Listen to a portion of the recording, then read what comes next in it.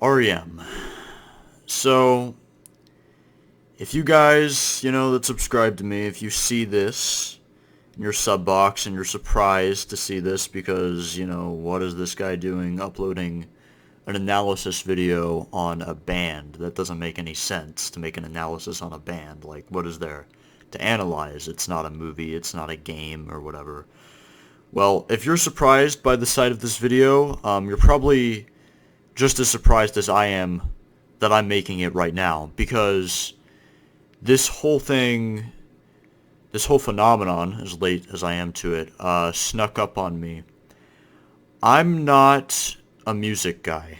I'll explain what I mean by that. I mean, I love music, of course. I love bands. I love singles, right? I love the hits. I love what plays on old radio. I love all the classic rock songs that people know. I love a lot of the songs that are in Grand Theft Auto. I've made the Grand Theft Auto videos before this. And there's an R.E.M. song in a Grand Theft Auto video that, my big one, GTA 4. Inside Out, for anyone who's curious, though you guys probably already know that. And so with this, I mean, it's odd to me because it all snuck up on me. I am not a band guy.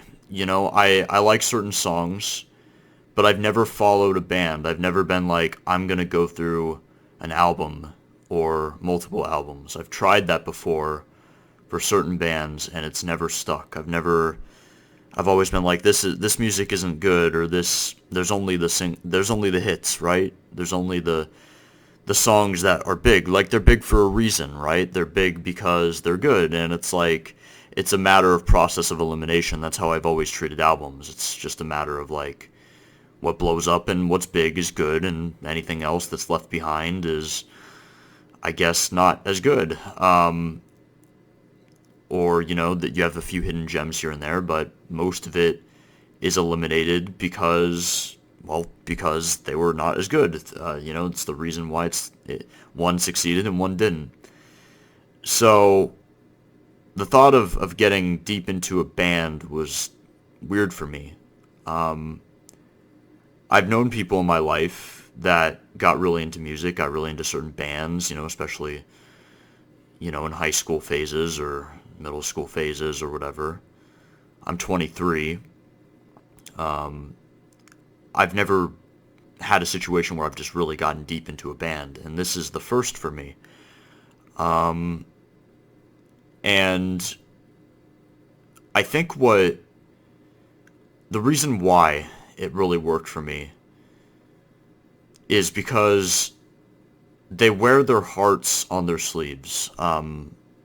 In this band, specifically Michael Stipe, he wears his heart on his sleeve, and he tells the truth of what he's feeling, what people feel, the characters of what that he writes in these songs.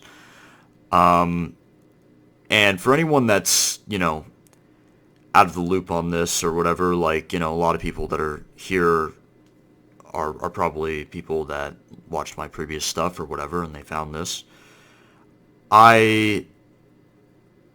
This is a unique band.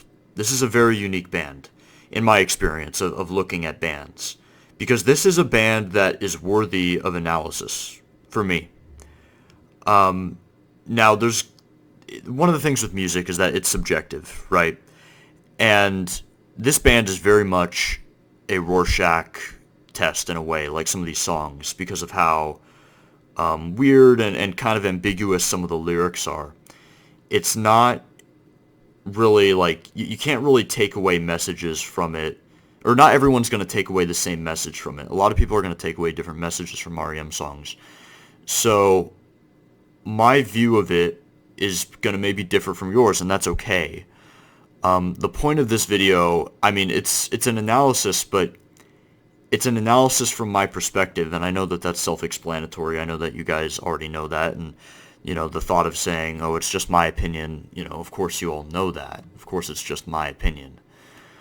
But this applies more so with this. I mean, it's like taste in food, taste in music. I mean, some people just don't like Michael Stipe's voice. Some people are just not going to like Mike Mill's voice. Some people just don't like certain voices, right? So, um, so you're going to have situations like that. So, and also with lyrics, you're going to have people that take away different thoughts from these lyrics. But these words mean a lot to me personally. And I feel like I need this. I feel like I need to get this out. Like the song Country Feedback on Out of Time, where he says, I need this. I feel like I need this. I feel like I need to talk about this. Because I've never seen anything like this. I've never seen a band that spoke to me so much on this level. So I'm going to go through their discography, their studio albums. I have not gone through all their EPs or LPs or whatever. I think it's EP.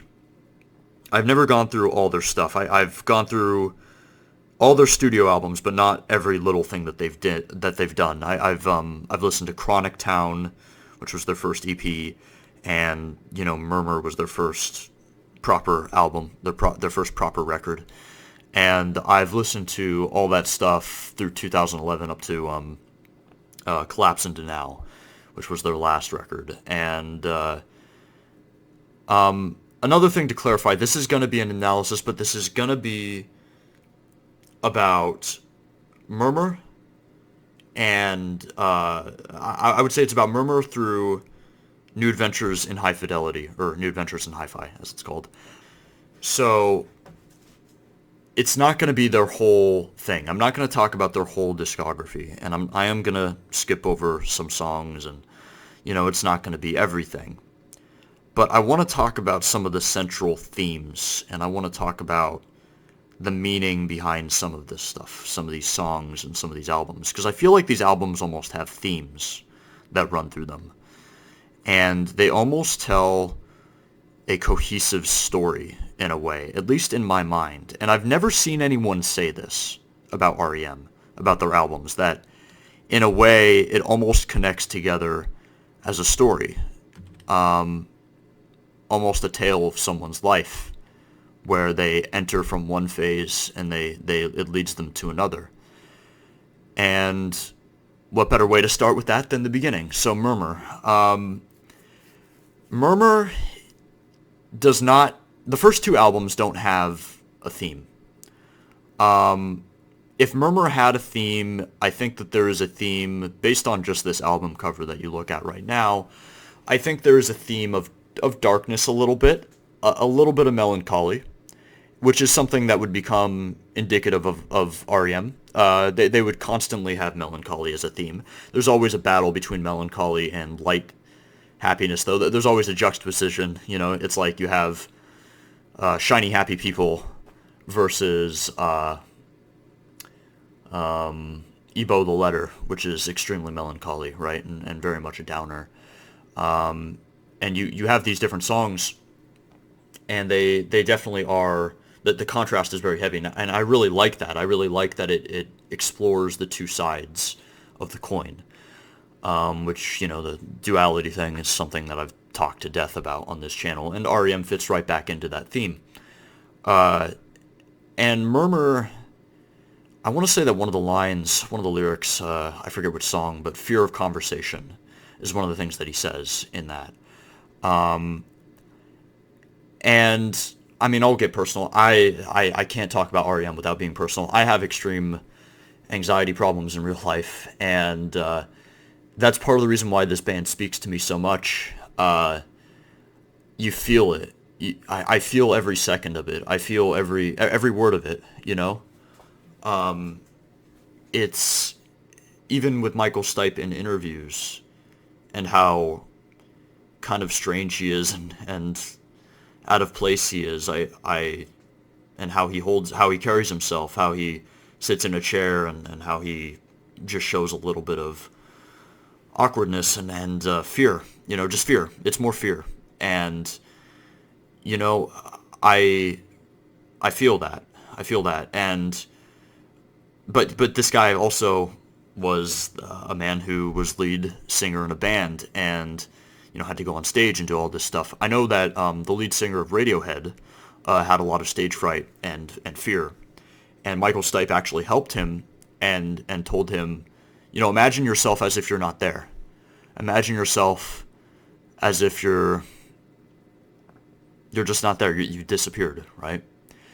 And it helped him. And lead singer of Radiohead, they wrote a song about that, about disappearing. And Stipe himself also wrote a song about that was on Reveal. That's also about disappearing, which was their album from 2001, which was late in their discography. And again, I'm not going to talk about that album, but that is one reference there that I will bring to that. And I feel that Murmur has a little bit of that. I really love the song Talk About the Passion, where it's just about displaying, who you are. Like, it's about telling the truth, right? It's about you. It's about you. And one of the things that Michael Stipe, I remember he said it in an interview, that he channels weakness and makes weakness a strength. He takes his own weakness and he wears it on his sleeve, and he makes it his strength, And God, can I relate to that? I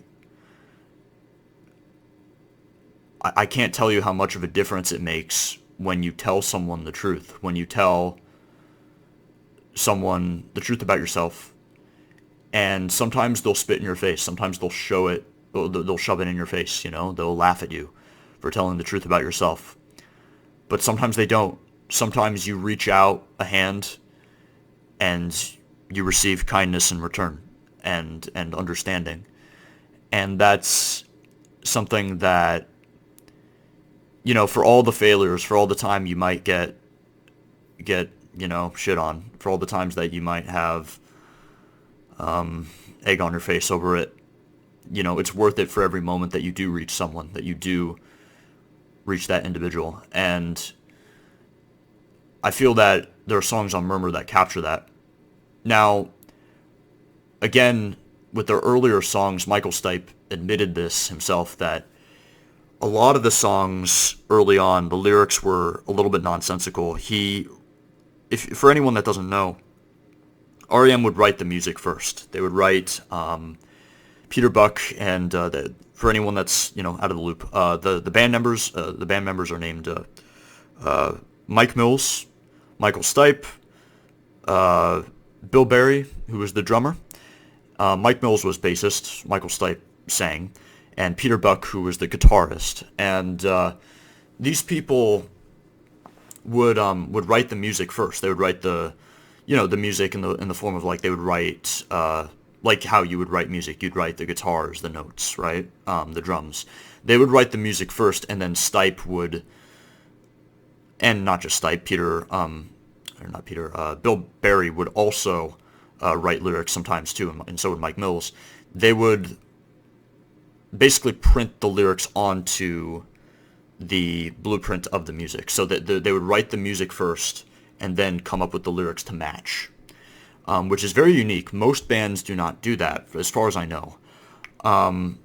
So because of that, that made Murmur a little bit, and Reckoning for that, to some extent, and also through all their discography, there are lots of kind of babbling songs that don't really make all that much sense.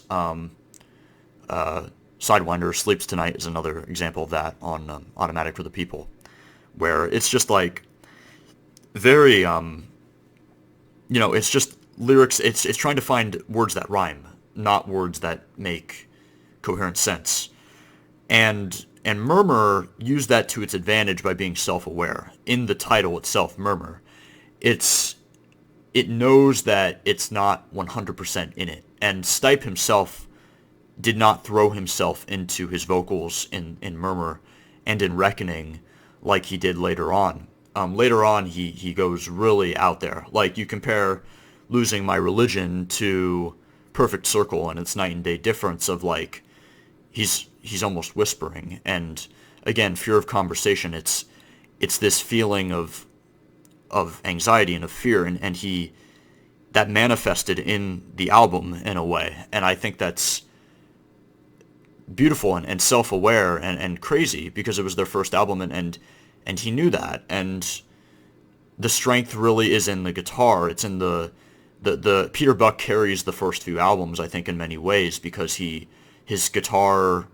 hooks in the beginning were so strong. Like, Talk About the Passion's a great example of that. Like, it's perfect. It's the perfect setup. He had these great hooks.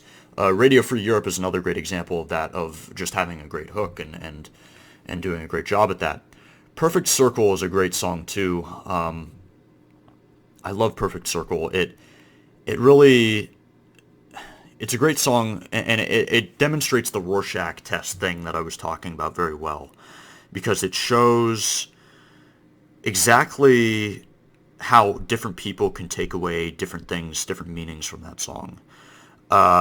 I think Peter Buck described that song to him, that to him it meant, to him he viewed it as like kids playing soccer. It was his image that he created in his head. Stipe said that it meant to him longing in a relationship, some kind of relationship that's gone wrong. To me personally, I think of the lyrics. I think of a perfect circle of acquaintances and friends. Put your dress on, stay real close. I feel like, it's a room, standing too soon, shoulders high in the room. I feel like it's portraying an image of almost like going to a party, going to a room, and you're with the person you love, your girlfriend or your wife or whatever, and something's just not quite right, and it's this feeling of the air being sucked out of the room, like tension, shoulders high in the room. I get a feeling of fear, of dread from it, but also everything's going to be okay, because this is your circle of friends. These are the people that you care about, and you have nothing to be afraid of. That's what I take away from the song. So that's just one example of many. And I think another great song is Laughing, which I think really captures a spirit of melancholy, and yet it's upbeat, and it just captures this drum that's like a heartbeat almost, and it's again with the room. That I feel like there's a theme of like being in a room. I don't know why, in some of the songs on Murmur. And those are really the highlights of Murmur to me. There's other great songs too. I think, what's the one? There's one, Catapult is a song that I didn't like at first, but I ended up liking later. Some of the songs I came back to later, and found new meaning in, or like, hey, this is something that is different compared to their other stuff, their other songs. And that's one of the great things about R.E.M. is their expansion, their different tests, the things that they try. They're very experimental, I guess. You could say that they're kind of like the Beatles in that way, that they're experimental. But you could also say that they're a lot like the Rolling Stones in the way that they inspired a generation, that they inspired a genre. I mean, many people credit R.E.M. with creating alternative rock in a way. So that enters into Reckoning here, which I feel like really doesn't have any sort of central theme. I think Reckoning was kind of like building upon the foundation that Murmur set. Like, Murmur set the band in. Like, Murmur was like, this is it. We got our first hit. This is our thing. And then Reckoning was like, okay, how do we build upon this? So Reckoning has a little bit more of a poppy feel. It's a little bit more upbeat. There's even a little bit more country, like Don't Go Back to Rockville. It's got a little bit of a country feel to it. Pretty Persuasion's got an upbeat feel as well. There's some great gems on there, but I will say that Reckoning was a little bit it was one that didn't really connect with me on the same level as Murmur because of its lack of themes. At first, it didn't quite connect with me on the same level as Murmur at first. And still over time, it's not quite on the same level, but I think that there are great pieces on here. I think that there's great contributions to R.E.M. and what they are and how they found their sound. Like I think Stipe found his voice in many ways on this album. I think he found his spirit. So with that, I'm trying to think of what to say about Reckoning. I mean, there really isn't too much left there. I think there's some great catchy songs on there. I think it got a little bit more poppy, but not too poppy. It still kept its edge, its underground feel, but it's a little bit more poppy than Murmur, for example, because it went a little bit more country. It went a little bit more hookish. Time after time, like I'm Sorry songs, like a little bit more repetition, a little bit more like, hey, this gets stuck in your head kind of songs. Trying to be more radio friendly, I think, in a way. Yet Michael Stipe in interviews was like, I refuse to be on the radio. I'm too good for the radio, kind of thing that he would say. So that's when we enter into Fables, because Fables went in a very opposite direction. Like Reckoning, if Reckoning was a little bit more poppy, Fables was like a giant middle finger to that. It was like, let's just be completely different. And this is the first time where they had a theme, or the beginnings of a theme. Fables of the Reconstruction was all about the South, all about stories from Southern lore, kind of, or Southern, I want to say mythology, but I don't know if it's mythology necessarily. It's just kind of like tales, these little stories. Stories about, life and how to live it was one of the songs on there. The first song is so bold. I love the song Feeling Gravity's Pull because it's so bold and so twisted. And it's like you just entered into a twisted southern nightmare. The first song on that album is really something. It's very unique. It's nothing like I've seen. And man, it's just dark. It's interesting. Some people describe that Fables as like their winter album. It's like their weird, kind of dark, cold album. Unfortunately, there were some production issues, though, and many consider Fables to be their worst album, at least out of their older catalog of their IRS days. IRS, by the way, is the label, for anyone that doesn't know that. IRS was their original label. Then they switched to Warner Brothers once they started having problems with IRS, and they left and all that. But Fables was a unique kind of album, and unfortunately I think there's only 5 songs on the album that I like. Compared to Murmur, where I love pretty much every song on Murmur, except for maybe like 1 or 2. Same with Reckoning. But Fables, I like Gravity's Pull. I like that one. I like Life and How to Live It. I like that one. I like Wendell G. That song is beautiful. There are different ways to interpret that song. I mean, it's about tragedy. It's from the father's perspective of losing his son. I didn't even get to say goodbye to my boy. Goodbye to Wendell G. Listen to the wind blow.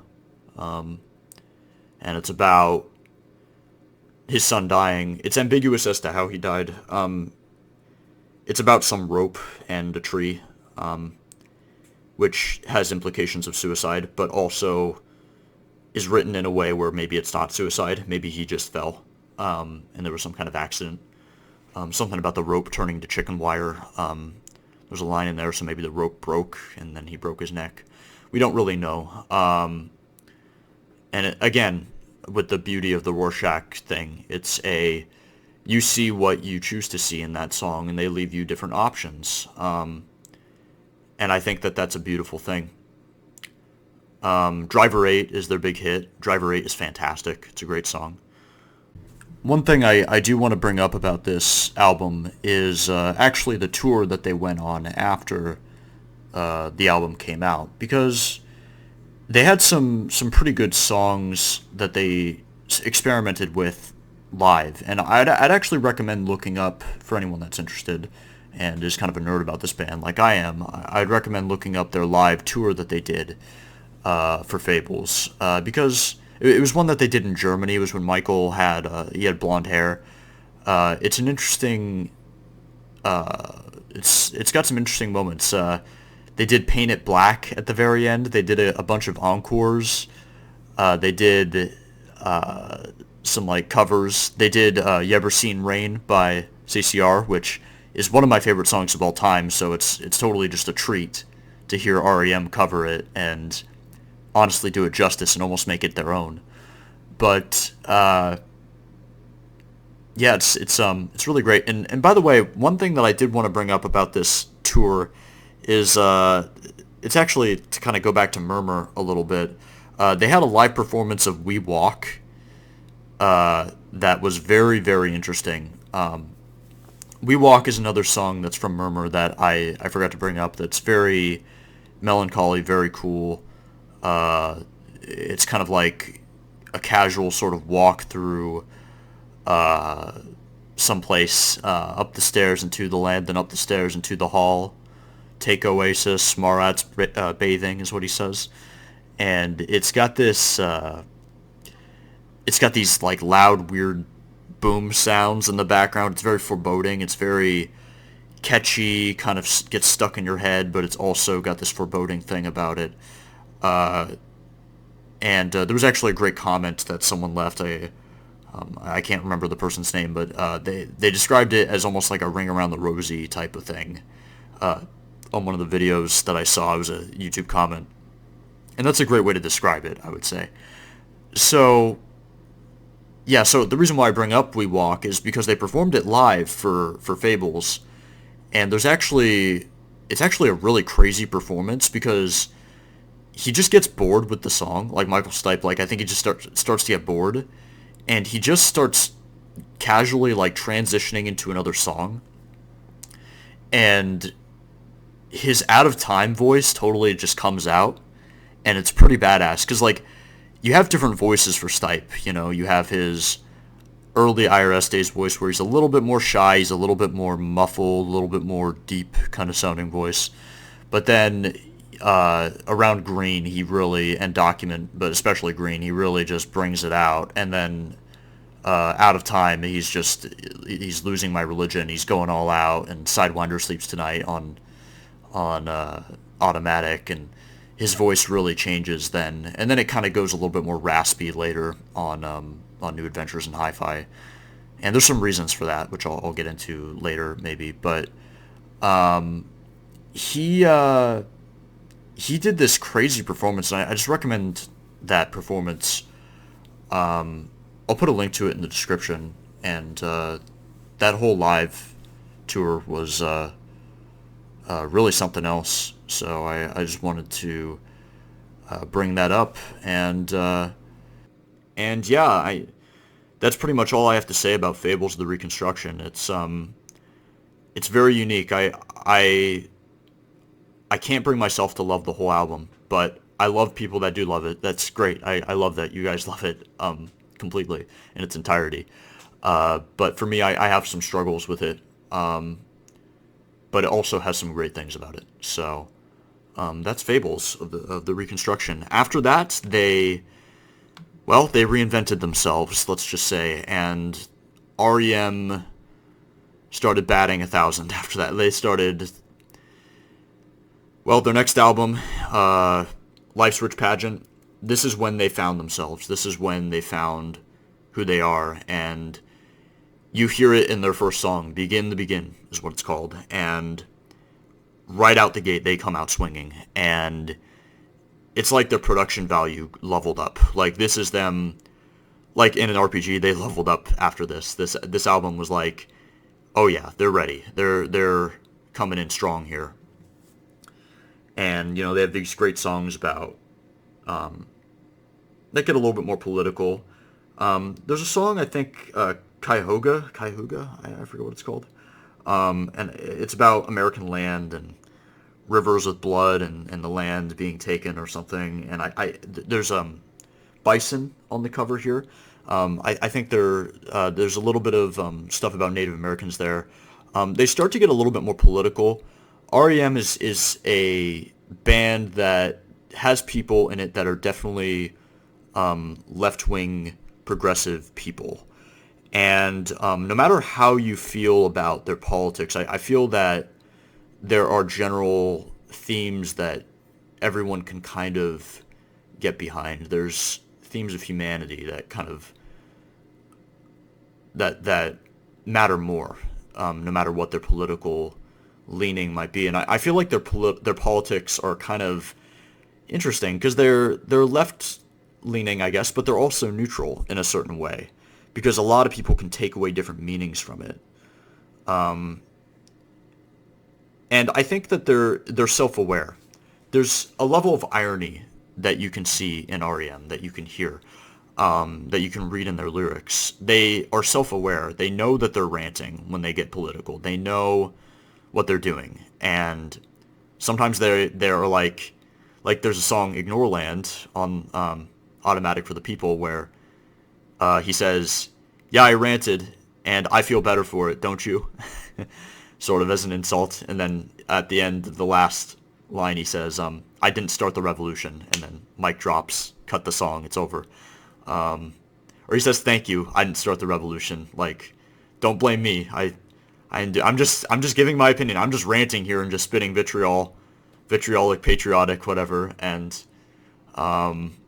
this is don't blame me, please. I like that. I like that they're self-aware. I like that they know. Even if maybe I disagree with some of their politics, or maybe I agree with some of their politics, it doesn't really matter. They understand what they're doing, and it's all about youth. It's all about youth and understanding. Like, I love the song Superman on here, even though it's a cover of another band that had created that from I think the 60s or the 50s. I am Superman, and I can do anything. It's a song about youth. It's a song about, it's about a stalker, actually. It's about a weird kid that's like, "I can see right through you, girl. You don't like that guy. You know you like me," or something.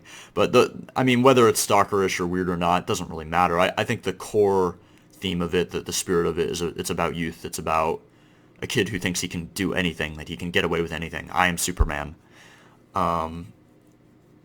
And Life's Rich Pageant has that to it. It has a little bit of heaviness, a little bit of politics, like The Flowers of Guatemala, which is kind of a melancholy song about a tragic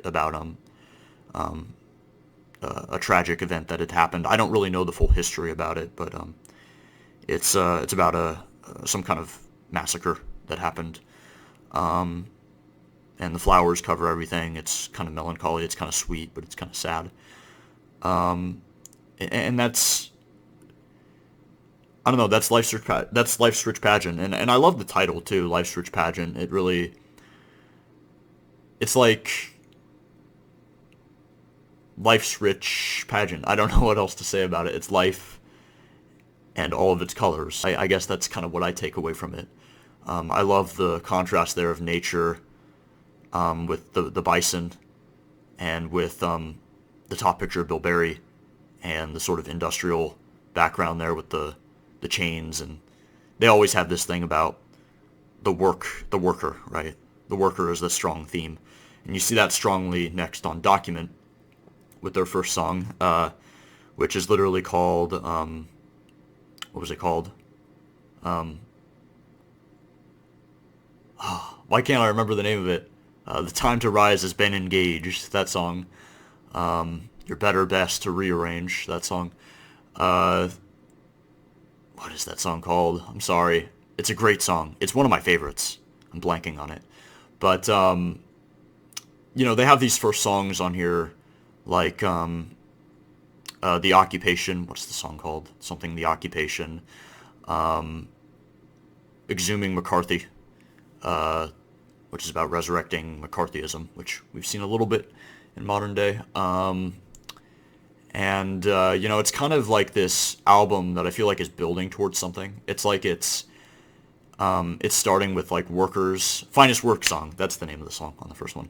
Finest Work Song. And, it's all about workers starting, and then it's about the occupation and about kind of rising up a little bit. And then, McCarthyism, it becomes more self-aware. It becomes more sort of, the first side of the album, or the first half of it, is all very, like, building towards something. This is when the album started telling stories, I almost feel like. Like, Document feels like it's building towards an event.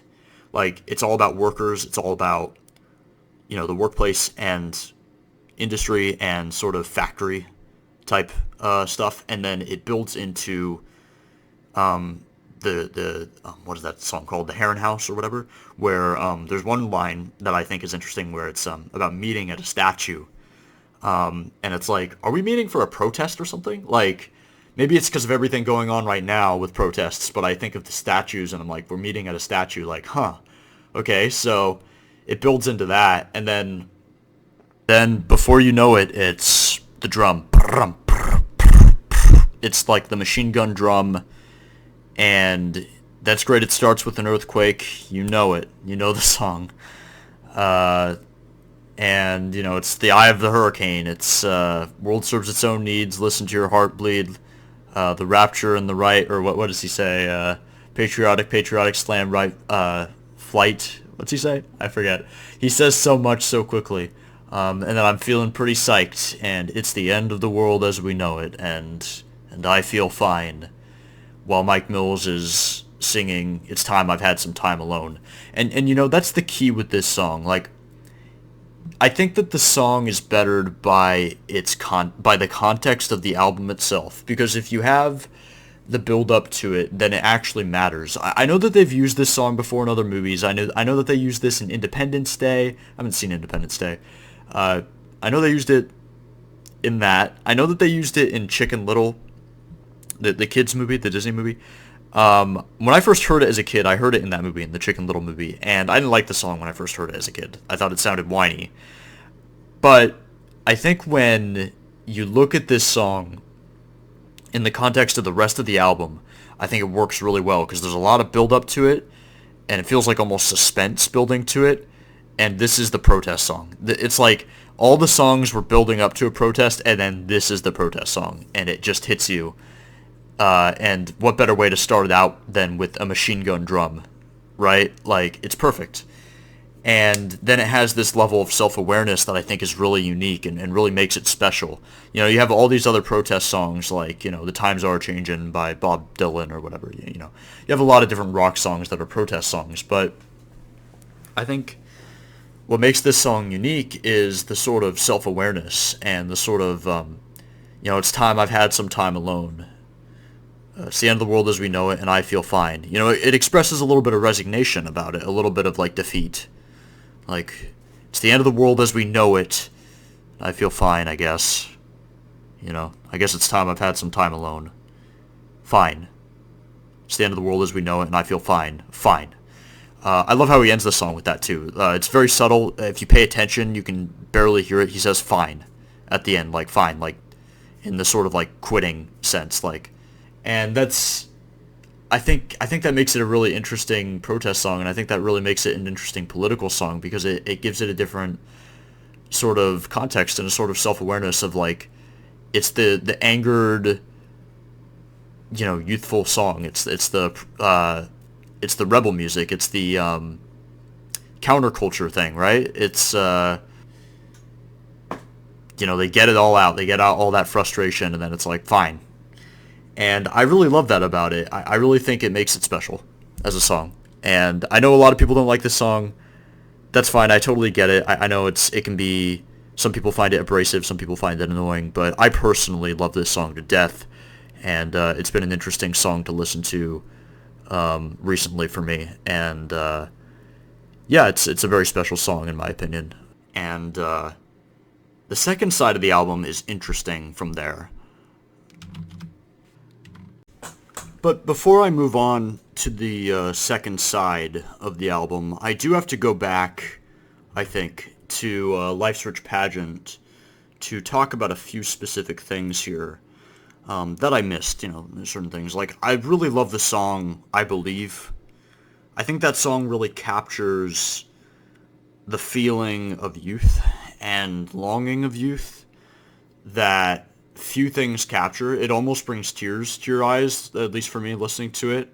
But not tears of sadness, just tears of it doesn't make me cry, but it almost, it like gives you a rush. Like, it's almost like you could feel the wind in your hair just by listening to it. It's such a strong and powerful song, I believe. And, yeah, it's just incredible. But there's a few other songs on this album, on Life Search Pageant, that are kind of political, I guess, though they're very, like I said, light politics. It's interesting, and it's politics from a naive perspective, from a childlike perspective. Like the song "What If We Give It All Away." Like, it's just very, again, with wearing its heart on its sleeve, it just really goes for it with that, and I just really appreciate that about the album, and it's almost like foreshadowing for Document, because Document would go all in on that, and I know I'm treating this like it's a story, right? Like, I'm treating this album, or all these albums, like they're a movie, or like they're a video game, or a TV show, where it's almost like there's continuity, and one thing leads to the next, and it's like, I know that they didn't make these albums with that in mind. I know that that wasn't the intention. And people may think, I don't know, like, I don't want anyone to think I'm pretentious, like I'm trying to read into stuff too much and assume anything of the artists in question. I'm not assuming anything. I'm just giving my belief, what I believe in.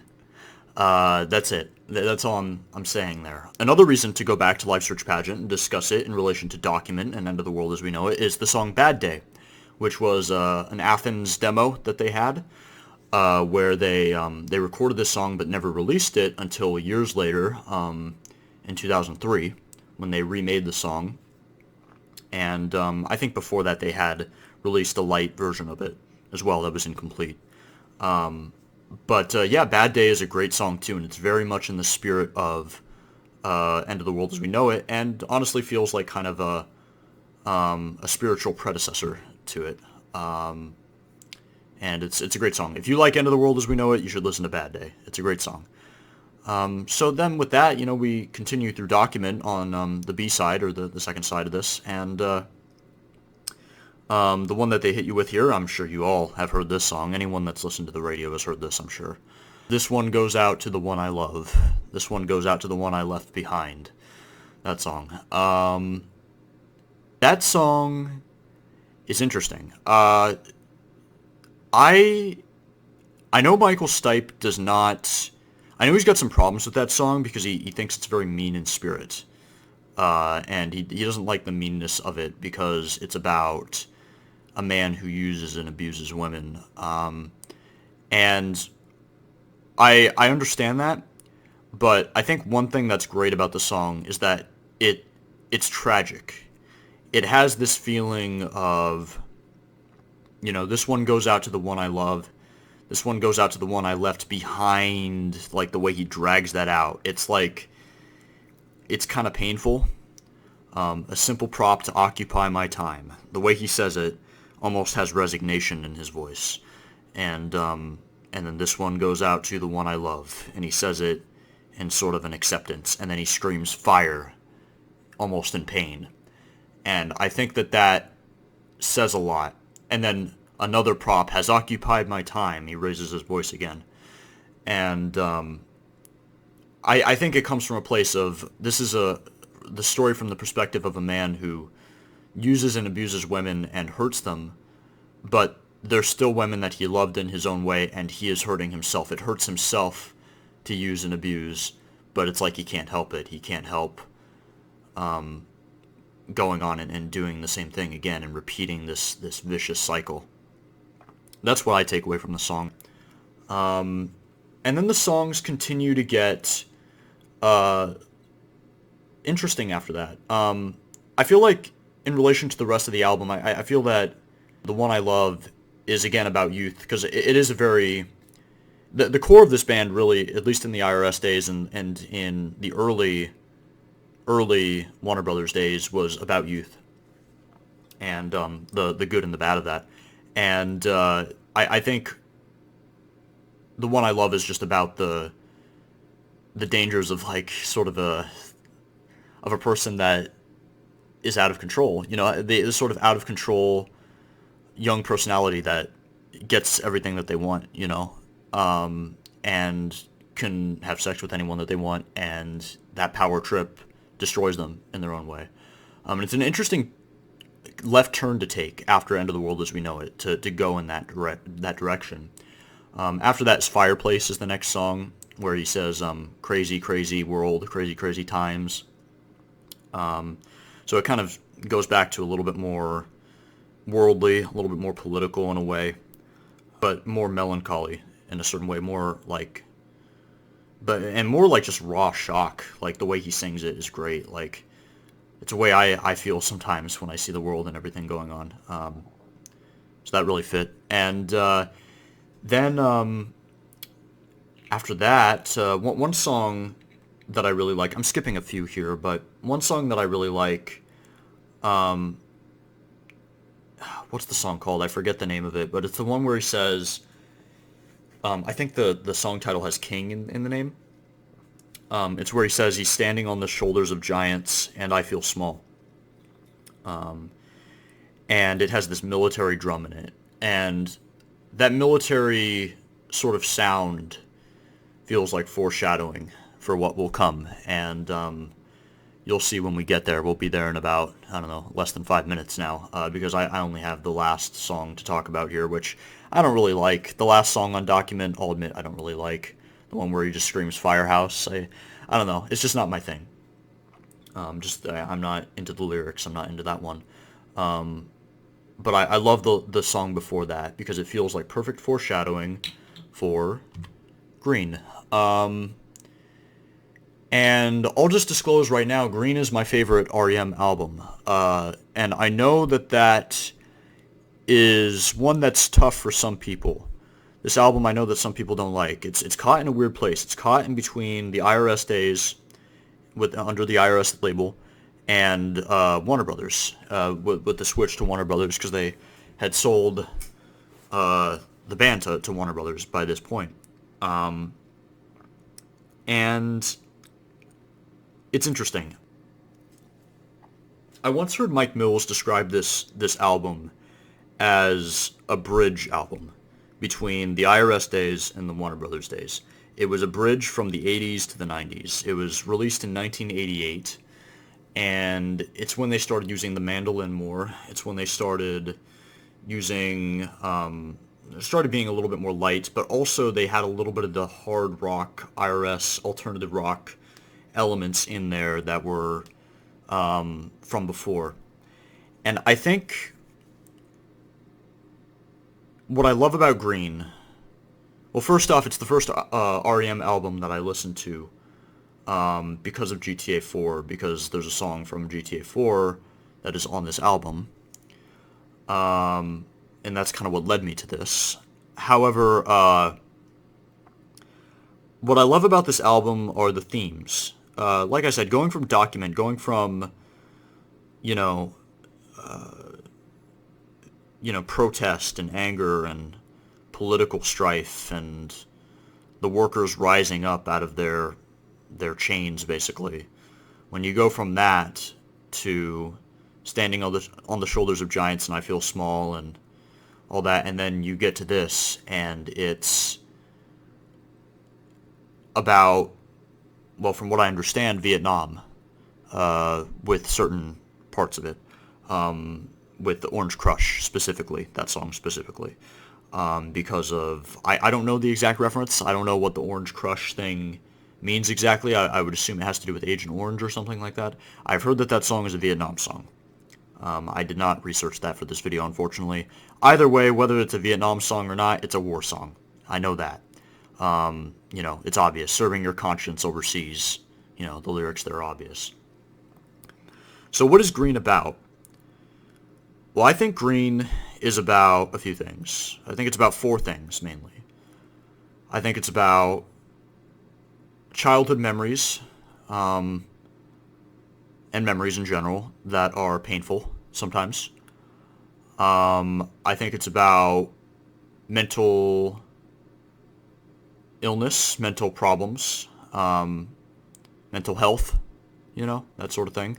So that's two things. And I think it's about war. I think it's got a war theme in there. And it's got a fourth theme that I'm going to save for last when we get to the end of this. But I'll kind of take it song by song here. The first song is Pop Song 89, which is quite a weird song to start it with. That's the song where he says, should we talk about the weather? Should we talk about the government? I can almost relate to it like, what do we talk about? But, it's just kind of like boredom and just like, I don't know, it's interesting. Who are you? I know you. I thought I knew you. I think I can remember your name. I think I thought you were someone else. Like, the lyrics are interesting in that. There's a lot of confusion, a lot of awkwardness. I love the part when after he says, should we talk about the government? He just says, I, like he just broke down, like he couldn't talk. I really love that. And then, after that, you have Get Up, which is about insomnia, I think. It's about just, or if it's not about insomnia, it's about just laying there and not wanting to get up. And it's just get up, like he doesn't want to get up. And that song's pretty straightforward. I don't have much to add to that.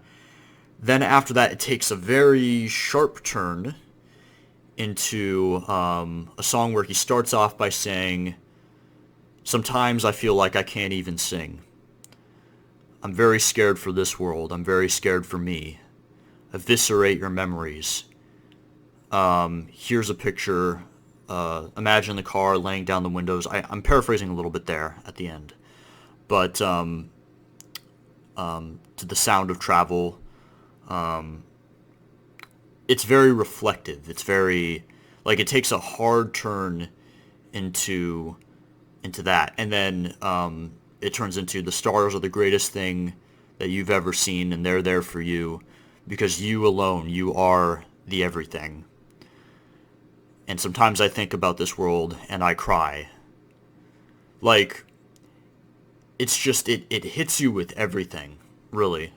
And it's so powerful to go from Pop Song 89, which is about boredom, to Get Up, like get out of bed, to you're important, you mean a lot, you're everything. I think the most powerful element of it is the level of human outreach that it can really portray. He's talking in a way, he's singing in a way where he is fully speaking to the person listening to the music, and he's speaking of himself. He says, sometimes I feel like I can't even sing. And then he talks to the person listening in a way, and he gives this example. He says, eviscerate your memories. Here's a scene, you're in the back seat laying down the windows wrapped around to the sound of the travel and the engine. Like, he says that, and that whole thing of like, you are scared, you're sad, you're in a bad spot, and he tells you to eviscerate your memories, which is a really cool line, by the way, for the song because it's so bold. But when he says that, I mean, personally, I can say this myself. I've been to open up about this, I've been to therapy about anxiety, and this is an anxiety coping mechanism that never really worked for me. But this is a coping mechanism that he's describing here. This idea that you imagine a place that's safe and peaceful, and you put yourself in a happy spot, like what he did with the Radiohead guy, like how he described, giving him that advice to make himself disappear. Like, it's kind of a similar thing that you take your brain and you kind of transport it somewhere else. And that method has never really worked for me. I've tried, but it's very difficult for me to focus. My brain is too scattershot in those moments of high stress and anxiety, so it's very hard for me to do that. But he is describing in that scene there a method of dealing with anxiety in the song and fear, and I really love that. I think it's remarkable, and as someone that suffers with this sort of stuff, I or struggles with this sort of stuff, that it really means a lot to me to hear that in a song, even if that method doesn't necessarily work for me.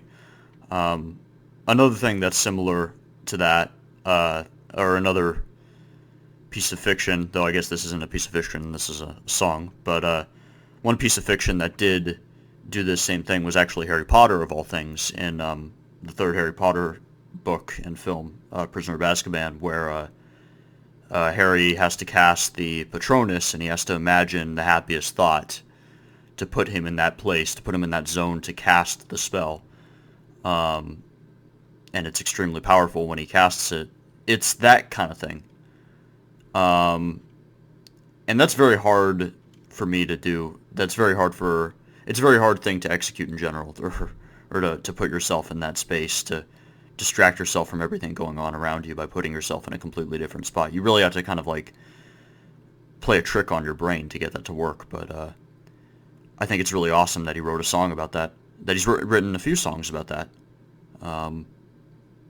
and it really resonates with me. And one thing I was going to say earlier is the way Michael Stipe sings, it feels like it's not just the lyrics, it's the way the man can sing. It's like my heart sings with him when I hear it. You know what I mean? It's like if you could...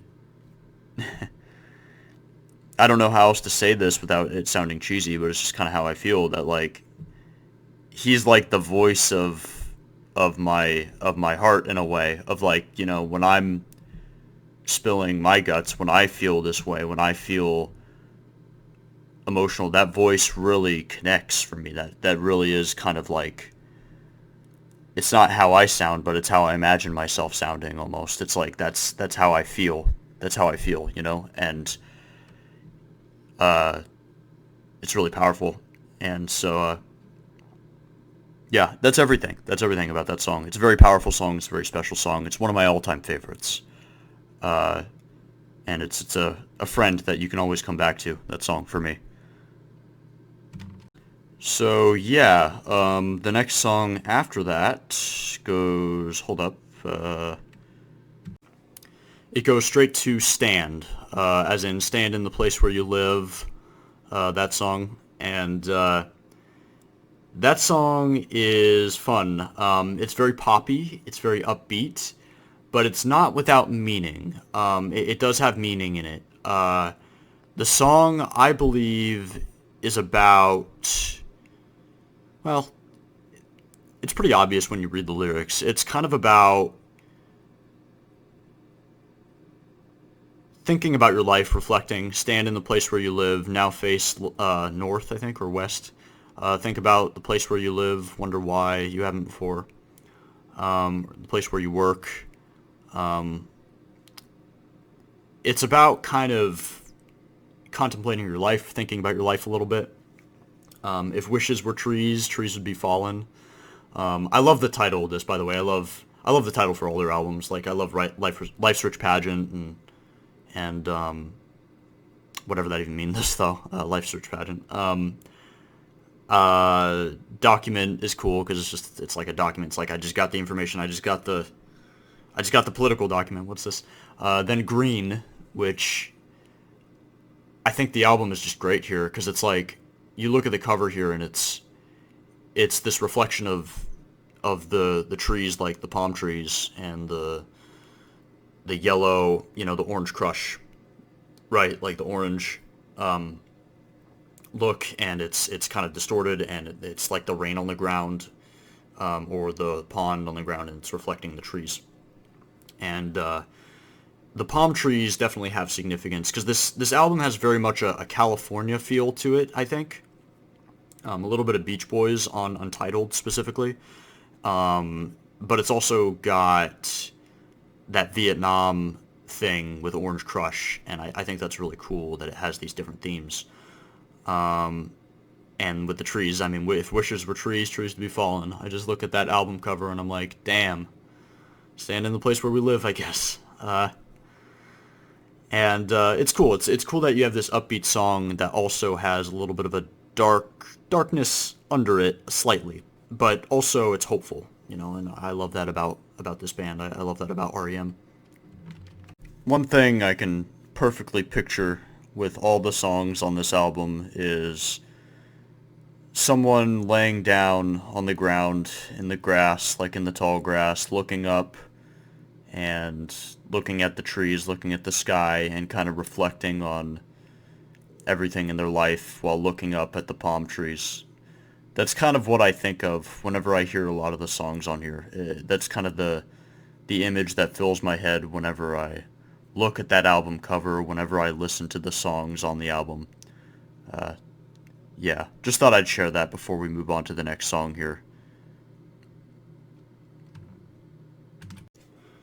Then it's World Leader Pretend, which I think is a great song. A lot of people sleep on that song, I think. It's got a great self-awareness to it. It's got a great, well, it subverts your expectations, I think, a little bit. It kind of makes you think that it's going to be one thing and then it turns into another thing. Like, you'd think it would be a political song, because World Leader Pretend, there is sort of a truth in that, world leaders, it's kind of like, this is all fake.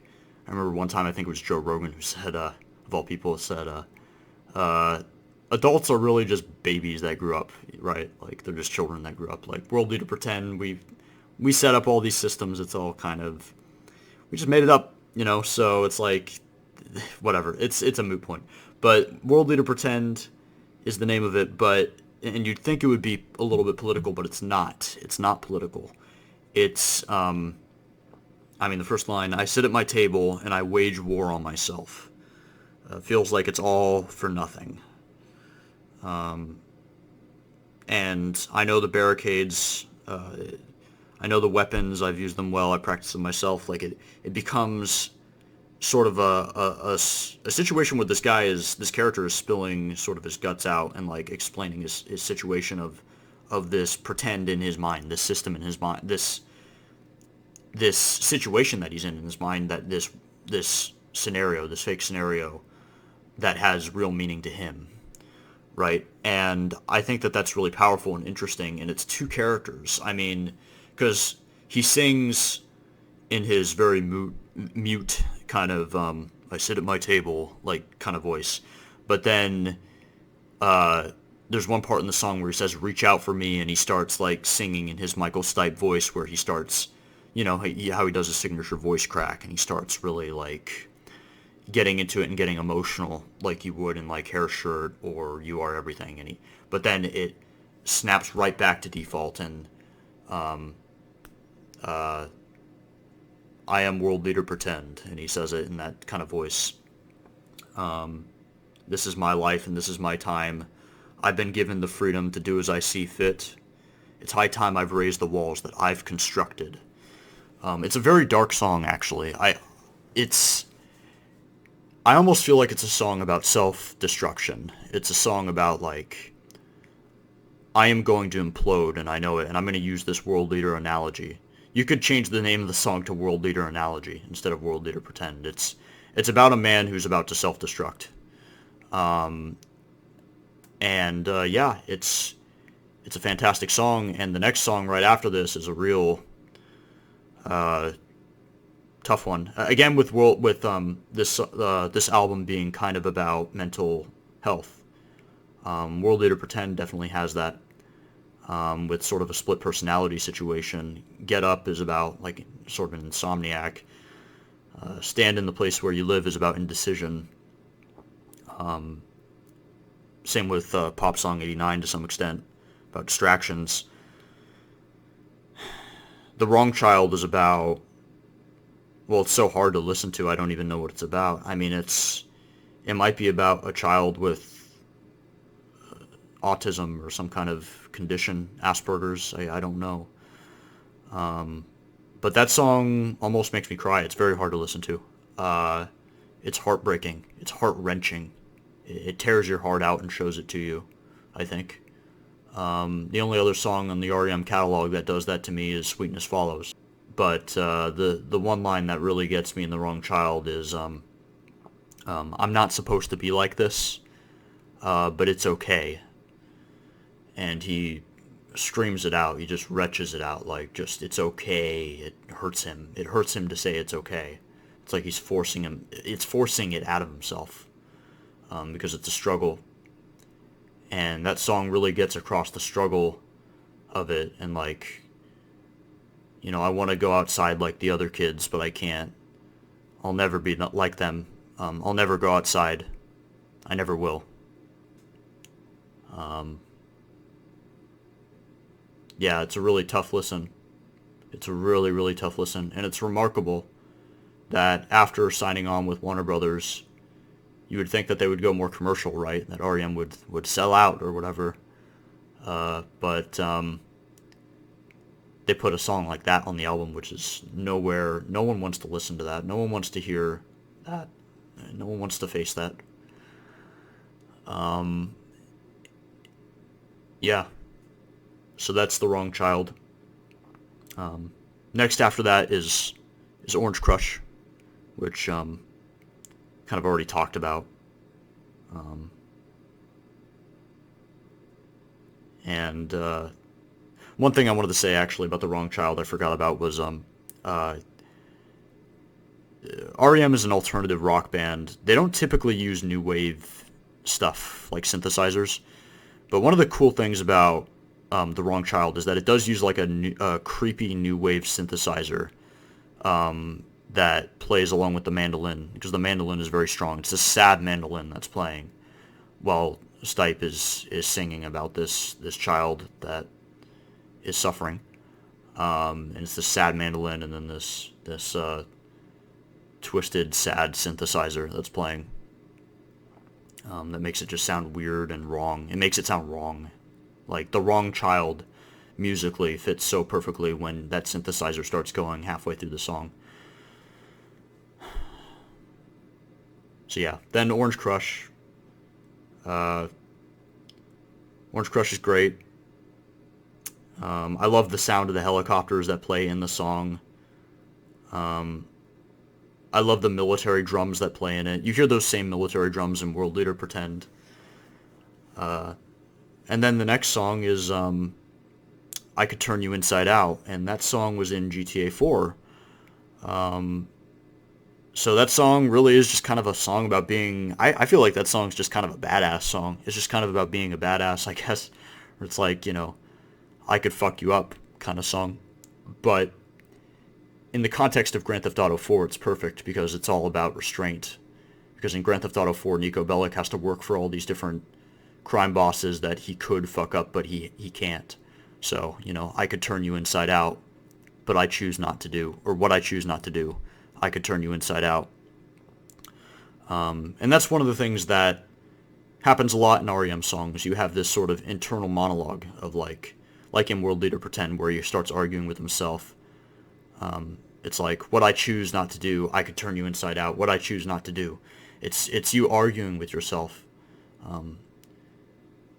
Given the choice, given the heart, given the truth, given the words, given the tears, or the fears. What's he say? Tears for fears. Given the cheer. Sorry. Cheer. Given the cheer. Yeah, so that's that song. And then after that is Hair Shirt.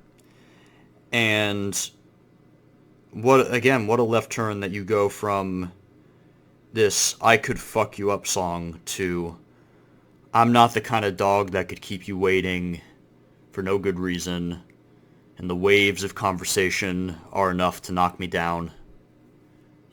Like, it hits you so hard immediately after, of like, this is, again, him pouring his heart out.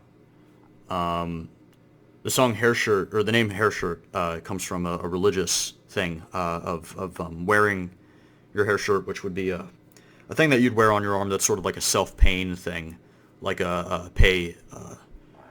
penitence thing, like a repentance thing, like you're sort of a Christ-like thing, like you're hurting yourself to pay respects to Christ or to pay for your sins. And the song is about hanging your hair shirt, is what he says. I'm going to hang my hair shirt way up high in the attic. and bury it. And my life is a beautiful life, and your life is a beautiful life, is how he ends the song while this beautiful mandolin is playing. I love that song, and that song actually is not a favorite from some people because Stipe does really go all out with it. He draws out the lines, like when he says the waves of conversation are enough to knock you down, he says it like the waves, like he says it really long, like he draws it out, and it's a little alienating. And the song really just pours its heart out right out the gate. It almost sounds like it's not the beginning of a song. It's like they just threw you in the middle of it. And I like that about it. It's bold. It doesn't have a unique hook. It doesn't build into anything. It's just immediately the mandolin is jamming out. And I'm not the kind of dog that could keep you waiting. And he really just like pours his heart out. The song is also about love. It's about him loving someone. And then that's part of him hanging his hair shirt. And that's also part of the, not just my life is a beautiful life, but your life is a beautiful life. He's talking to another person. And then after that, the next song is I Remember California, which is a song, again, about, like I said, about memories. It's about him looking back and kind of having a bitter memory, kind of like The Wrong Child, where it's like you're looking back and there's kind of a sad memory here. But it's like, I remember California, I remember Wolverines and tangerines and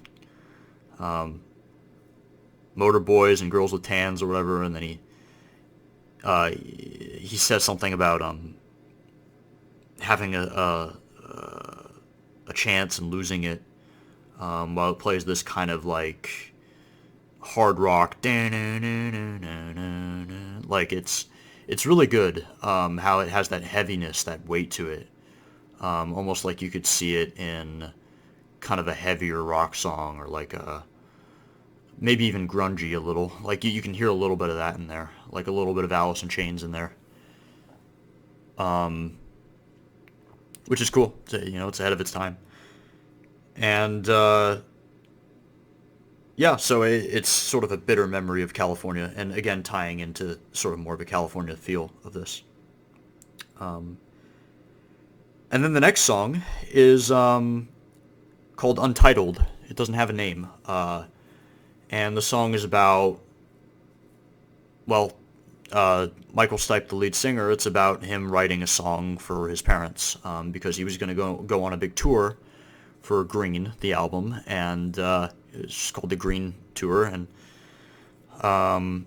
he figured he wasn't going to be seeing his parents for a long time, so he wrote this song for his parents, and the song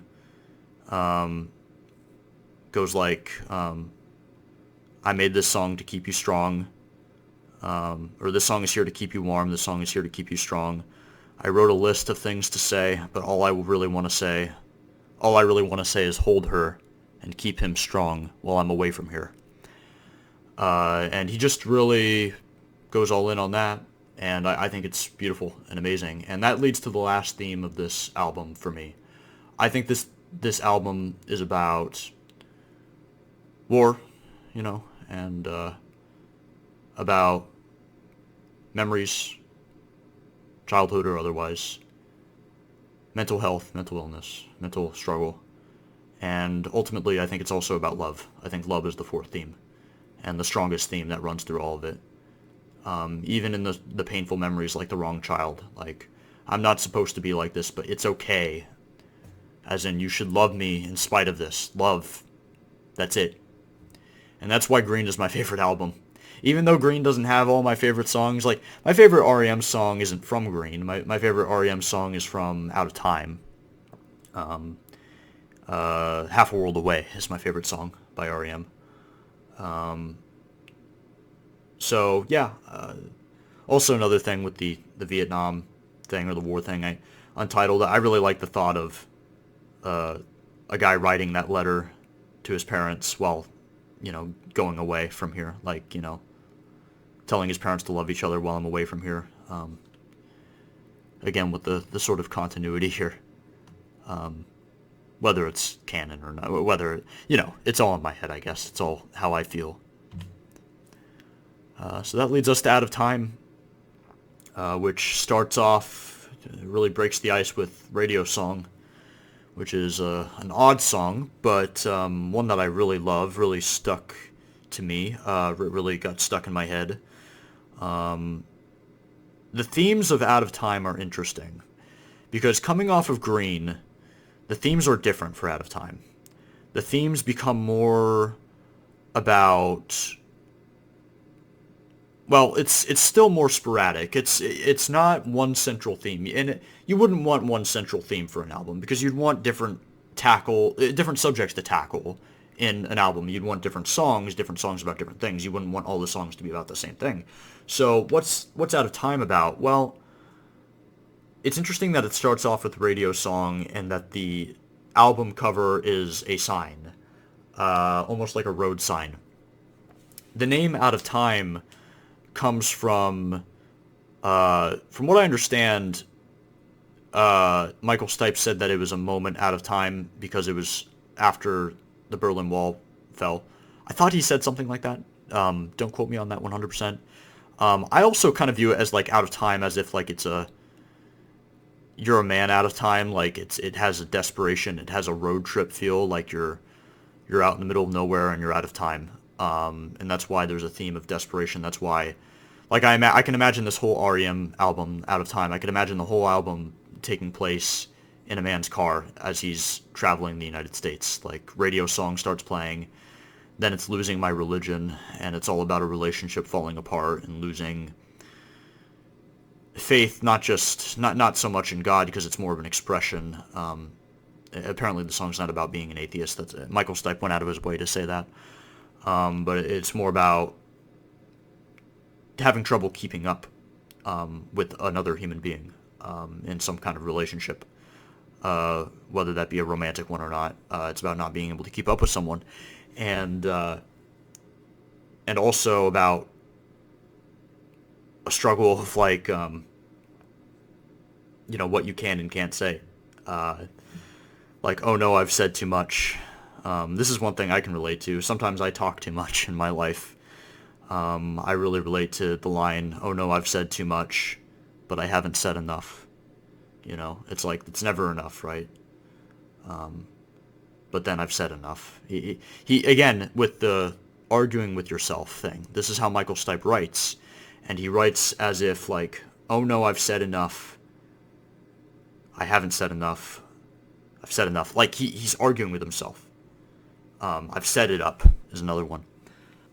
And, yeah, it comes from this place of longing and sadness. I thought that I heard you laughing. I thought you tried. Or I think I thought I saw you try. And, I'm choosing my confessions. It's all about, like, confessions and religion. And the theme of it is very, like, the theme, not literally, but the theme metaphorically, of religion and confessions, and it's all perfect. It's all very, very good, and the music video is very interesting too.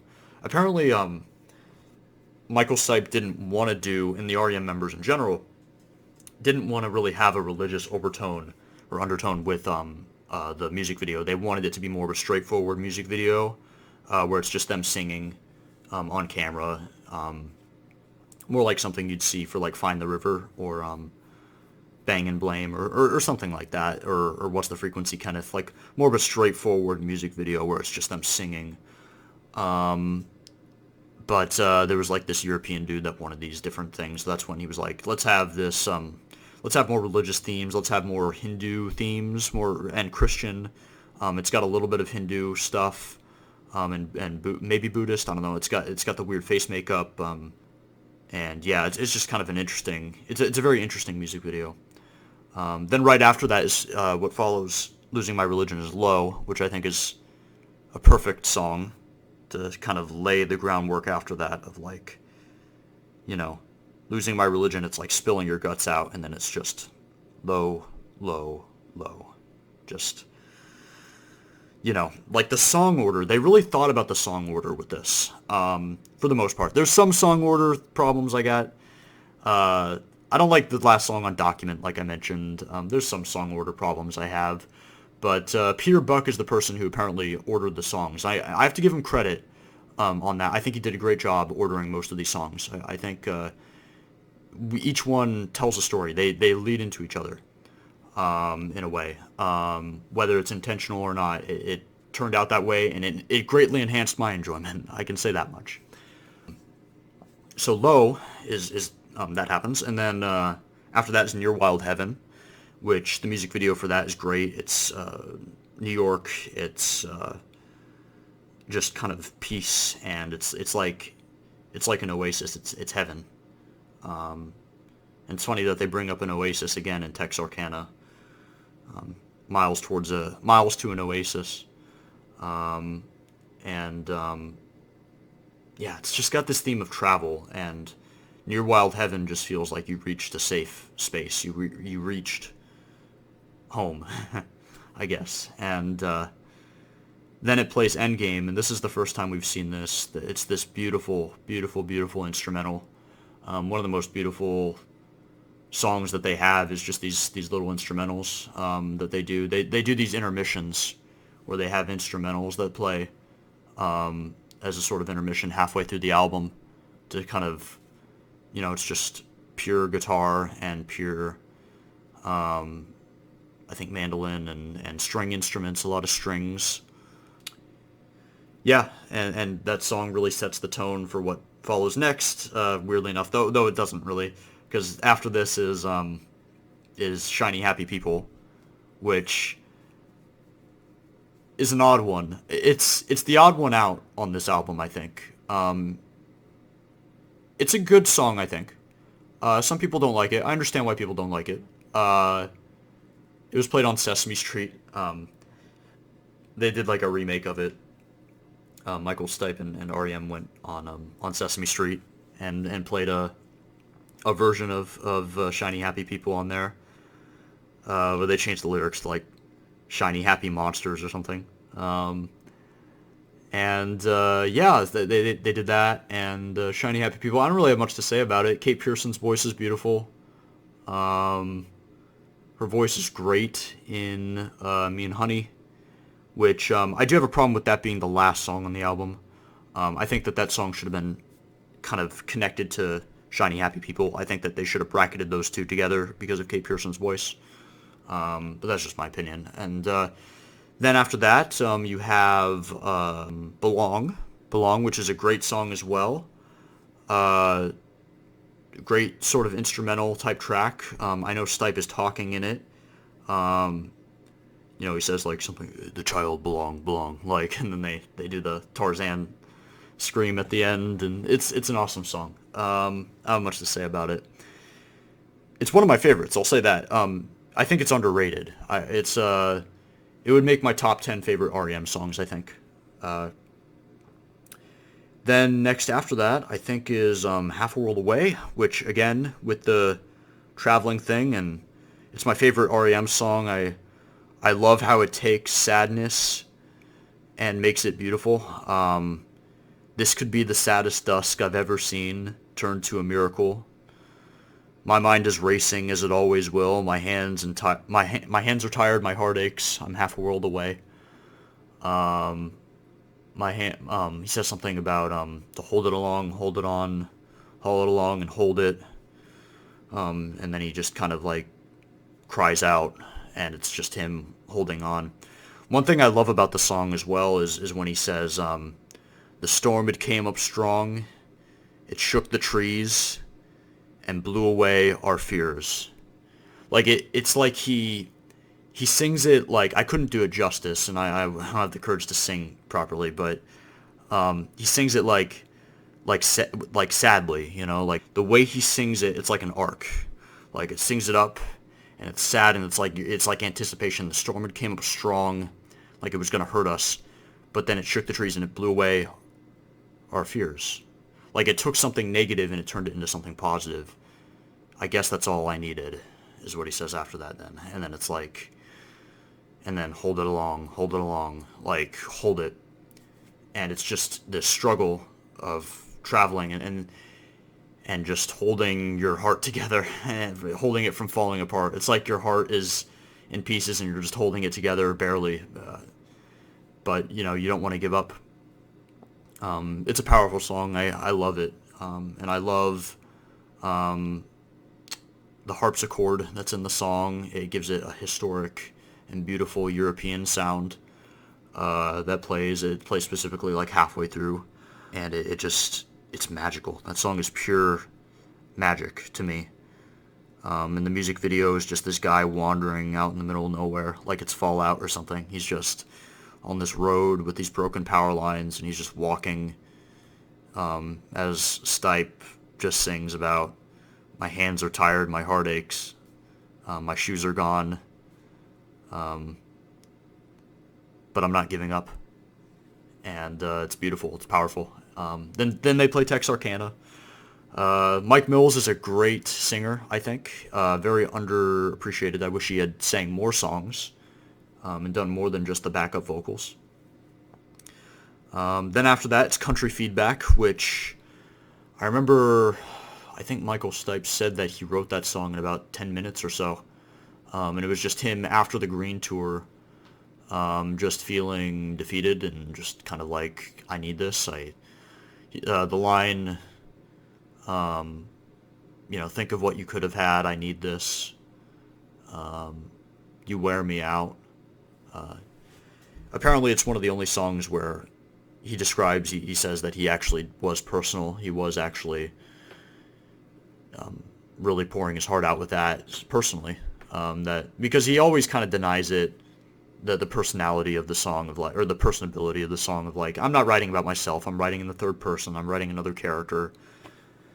I don't know how true that is, but Country Feedback, apparently he was really writing about himself there, that he loves this, but it wears him out. It's the first R.E.M. song to also drop the F-bomb, which I think is pretty cool. It's very effective when he says it. We've been through, what's he say? We've been through breakup, self-help, self-hurt, say self-hate, something like that. EST, psychics, fuck all, is what he says. I lost control. I lost my head. I need this. It's powerful. It's a fan favorite song, and it deserves to be so. You ever see R.E.M. play it live, and it's something else. I mean, he looks like he's about to break down when he sings it. It's really powerful, and it seems like that tour maybe did wear him out. I saw some of the live footage of Green when they toured it, and one really sad video I saw was him singing The Wrong Child, and it was just a bunch of drunk people in the audience that were just screaming over it and just being the most like rude, terrible audience, just screaming over this beautiful song about an autistic child, I think, or a child that at the very least has some kind of extreme anxiety or fear and can't leave the house and isn't like other kids, and it's okay, and it's like it's this struggle, and you have all these drunk people screaming over the song, and it's just utter sadness. And it's like, man, seeing that live, it's like no wonder it wore him out. And so what better song to end it on than that, I guess, instead of Me and Honey, which is a great song, but it's about, apparently according to Michael Stipe again, it's about pregnancy, but from the male perspective of like a woman gets pregnant, but how does the man feel? There's a part at the end of the song where he says, there's a fly in the honey, baby's got a baby with me, but that's a part of me, and he starts singing it like he's accepting it, but he's having trouble. And then he sings something, left me to love her, what it's doing to me, what about me, chance, as if, what about me, this baby's going to take my place or something. It's kind of like a lament from the perspective of a man that is going to have a child with a woman, and the sort of anxiety surrounding that, but also the hope and the beauty in it. That's a part of me. But what about me? Great song. Kate Pearson nails it. But, I think Country Feedback is a greater way to end the album, though, because what better way to lead into Automatic for the People than to end with Country Feedback? And then it leads into Drive. And Drive is a hell of a song to start it off with. It perfectly sets the tone atmospherically of what this album is going to be. It's got that low guitar and that sort of just grit to it. It's got some grit. And there's also the music video for Drive, which, if I were to describe it, I feel like the best way to describe it is that it's like a rock star's nightmare come to life, where he's like audience surfing, and at least I think that's what that's called. It's where they're, the audience is carrying them, and it's all these flashing lights, and it's like audience surfing gone horribly wrong, and all of a sudden you start panicking. It's like if the audience was carrying you and you suddenly had a panic attack and you couldn't get off. You couldn't get off the ride that you're on, and it's this sort of perfect mental state of like, it's the perfect analogy for the life of a rock star, I guess, and like, not being able to get off of this ride that you're on, and you're just like the audience, the fans are carrying you, and you literally can't get off, and you're like panicking, and you're rolling around, and it's lights flashing everywhere, and it's disorienting, and then it slows down, it goes to slow-mo, and it cuts to your left, and you see the guitarist, you see Peter Buck jamming out in the audience next to the fans, and it's like, then water starts shooting everywhere, and it's like you start seeing your band members that are part of the audience that aren't panicking, but you're the one that's panicking, and that it's that perfect like beginning, it's that perfect nightmare state where it really just captures that moment. And I feel like Drive as a song, well, first off, I feel like that music video there's no better way to open this album with how introspective it is to have that perfect music video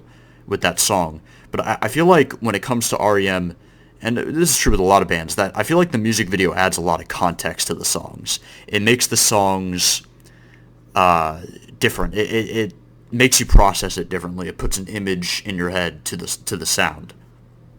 And I feel like that is really important. And I feel like R.E.M. has a lot of good music videos that really do a good job kind of painting that picture. I think Ebow the Letter does a good job at that. I also think I'm trying to think of other ones. I mean, Electrolyte is another one. This is kind of later on. Bang and Blame has a great music video. I love that music video. And I just think that it contextualizes it and gives it a sort of feel. The one I love, that's another music video that I think is great. And, I just think it's something that, like, if any of you guys listen to any music, any R.E.M. music after this, or during this or whatever, I would suggest watching some of the music videos, especially if it's your first time listening to some of these things, or if you're kind of exploring different songs from them, because they really add a lot of context, I think, to the songs. And Drive is one of the best examples of that, I think, giving context to the beginning of this album and where it starts to go, where it goes from here. And one interesting thing as well, I've read this online, I don't know if this is true 100%, I read this in like a comment section, but I think this is true, that I know Kurt Cobain, I mean, I'm going to talk about Kurt Cobain more later in this when we get to Monster and New Adventures, but I know that I'd heard the rumor that when he died, before he died, this was one of the last albums he listened to. And I wonder how he felt about this song, because this would have been the first song he heard as soon as he turned it on the cassette player or the CD. This would have been the first thing he heard, unless he set it to randomize. But yeah, this would have been the first thing he heard. So That's very interesting to me. Then song 2 comes out, and it's Try Not to Breathe, and it just hits you like a ton of bricks, like a truck. It just comes in, and I will try not to breathe. I mean, I couldn't do that song justice. Just look that song up. I don't know. I mean, I'll put a link in the description. There's a great behind the scenes of that song, of how they created that song and the inspiration of it. I'll spoil a little bit of it. Michael Stipe had a grandmother who died during the creation of this album. And according to Bill Berry, this album went all over the place. It was originally one thing, and then it turned into another thing, and then it turned into another thing. They didn't really know what to do with this thing. But at a certain point, they just settled on, I think Stipe said, we'll just make a death record. So the record's about death. And, or he said, well, maybe we'll make another death record, is what he said, referring to Automatic. He said that later in another interview. So, yeah, just, they made a record about death, and they didn't pull any punches with Try Not to Breathe. It's, you know, man, one of the lines, like, these are the eyes that I want you to remember. Why do I shiver now? Why do we shiver now? Stipe said that when he was young, he had this this condition where he would shiver unconditionally, and his grandmother had that same shivering. And the voice of God literally starts playing in the song, and starts quoting Blade Runner of all things, saying, "I will see things that, or I have seen things that you will never see." Mike Mills, in a distorted, sort of new wavy, just like weird computerized voice, starts singing in the background. I will sing. I've seen things that you will never see, and it's apparently supposed to be the voice of God, according to the R.E.M. writers, and that was represented as that. And I'll try not to breathe. You know, I've lived a long life. It's coming to terms with your own death and accepting that you're a burden and you don't. It's time to go. It's time to go. Anyone that's experienced death, I mean, with an older person, I mean, I remember my grandfather, it's like, at a certain point, they're just suffering, and they're a burden on everyone else. I don't know how, if any of you guys listening to this, or girls, you know, if anyone's listened to this and you've been in a situation where you have a family member that's in like one of those old person's homes where it's like they're stuck in hell, you know, and there's no way out, and they're just stuck there. And you got to keep visiting, and you want to visit because you want to be with them in their last moments, but you also don't want to visit anymore because you can literally smell shit in the other room from the person who's sick. Like, it's horrible. It's horrible. And it's that actualization, it's that realization, right, of like, it's over. It's over, and I'm a burden now. I can't stay. I'll try not to breathe. And that's the second song on the album.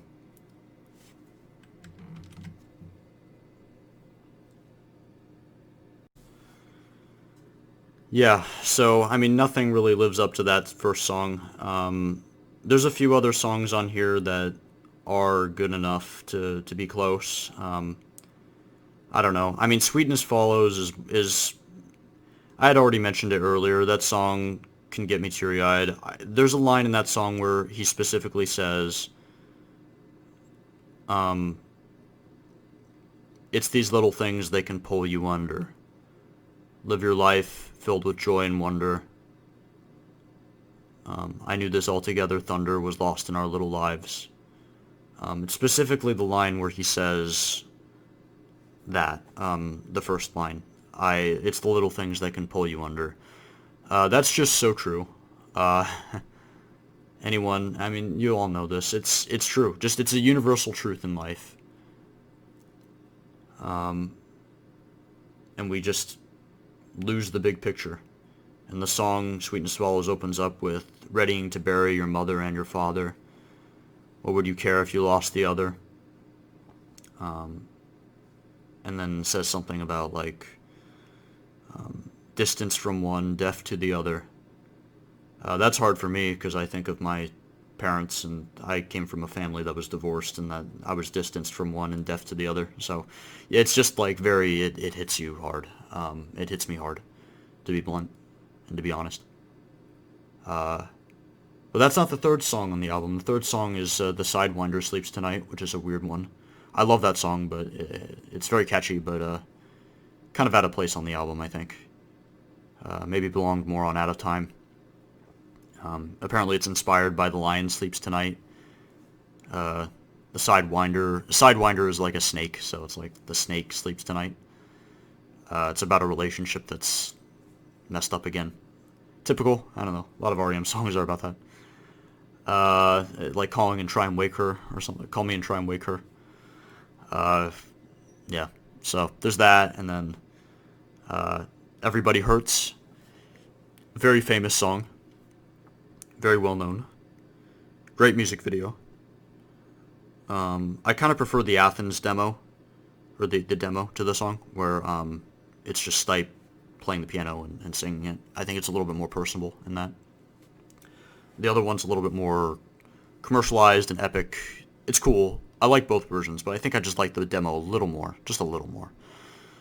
Then they play New Orleans Instrumental, which apparently this album, they were going for a little bit of a New Orleans feel to it, with some of the organ and some of the sounds kind of creating, they wanted to create like a musty atmosphere, almost like a graveyard, like a New Orleans graveyard.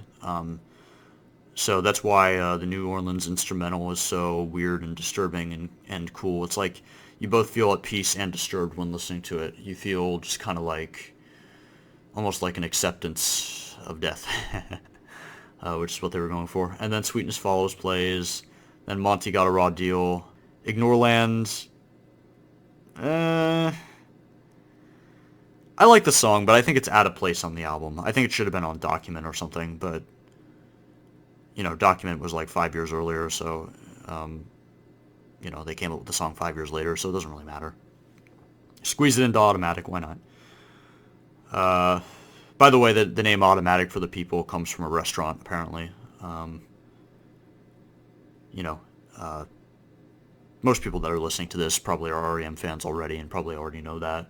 But, you know, if you are listening to this, you know, first listeners are going to be my subscribers, and if you haven't heard R.E.M., if you haven't gone out of your way, I hope that this video helps. I hope that this video encourages some to give it a shot. If you don't like it, then you don't like it. Like I said, music's very subjective. You know, maybe his voice just grates on your nerves a little. That's okay. His voice is very... it is... I could see why someone would say it's whiny. But to me, it's very powerful. To me, it's powerful like Phil Collins' voice in a way, or like Stevie Nicks, or Laura Branigan. He's willing to really go there and like crack his voice. And really, like, sound desperate. He really sells desperation. That's what I like about it.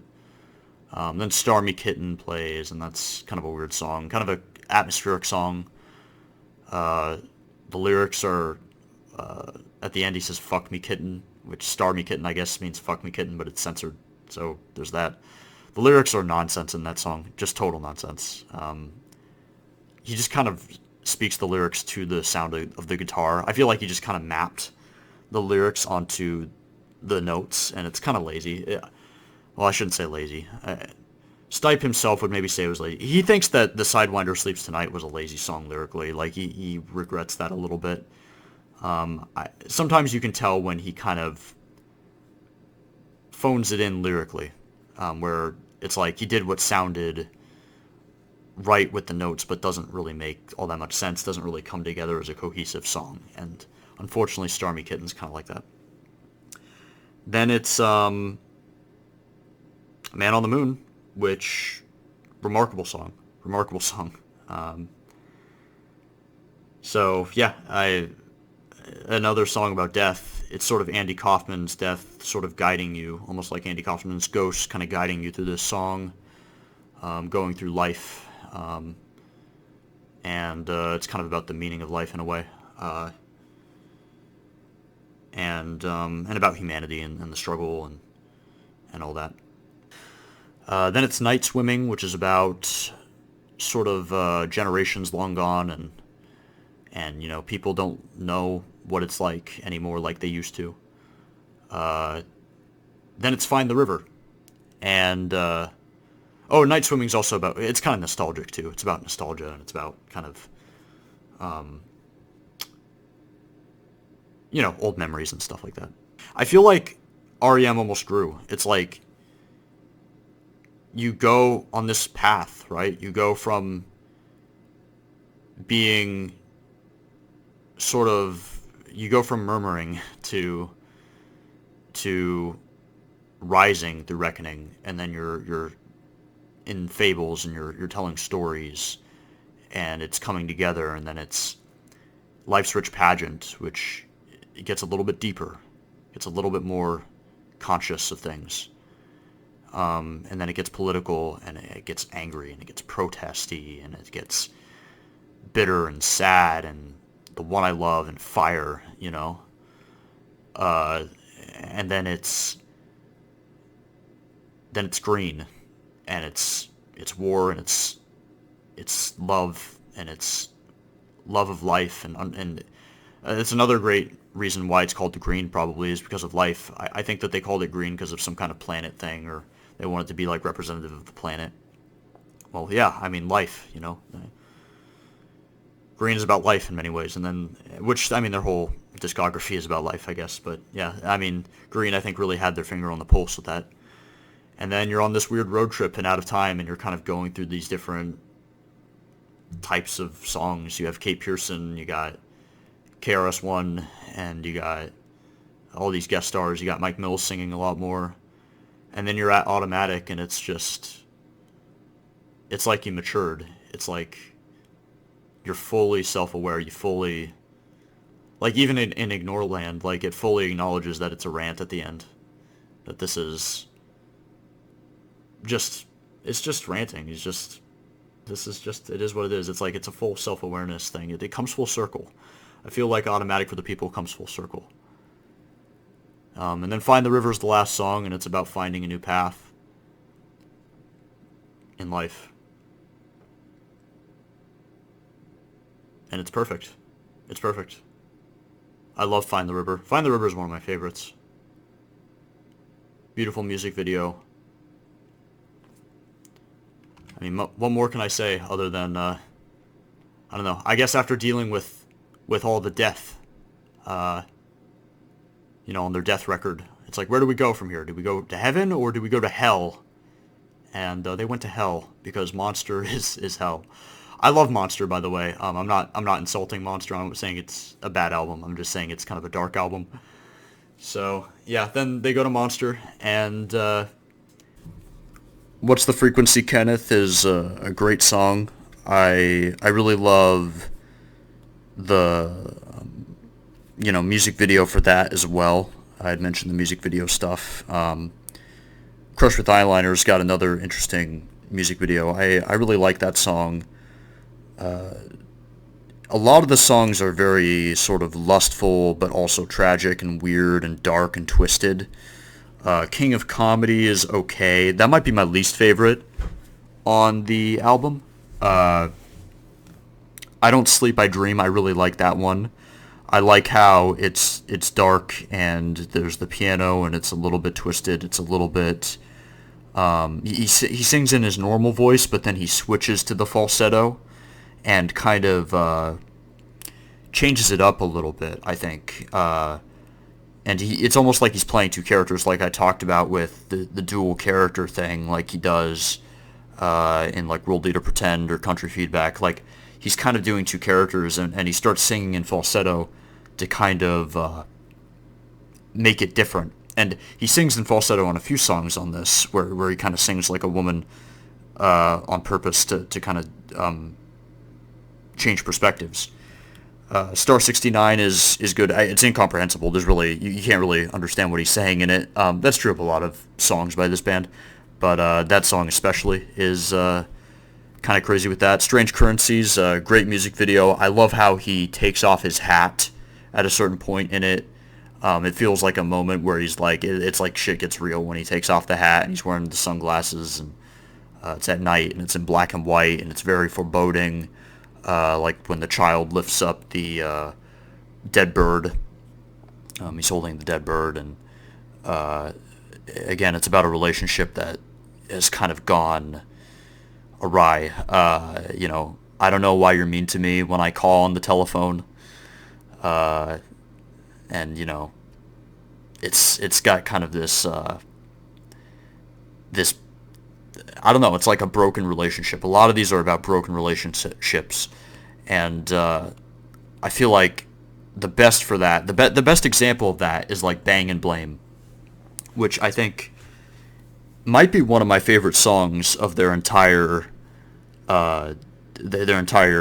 discography, to be honest, because that song, like, when I think of my favorite R.E.M. songs, I think of like Half a World Away. I think of Country Feedback, Ebow the Letter. I love, particularly, I love The One I Love. That's one of my favorites of all time. Maybe some of that's because it's been played on the radio a lot, so it's like, it kind of gets beaten into you. But I really love that song, and that song is kind of the perspective of an abuser. Or it's a song about an abuser from the perspective of the male being the abuser.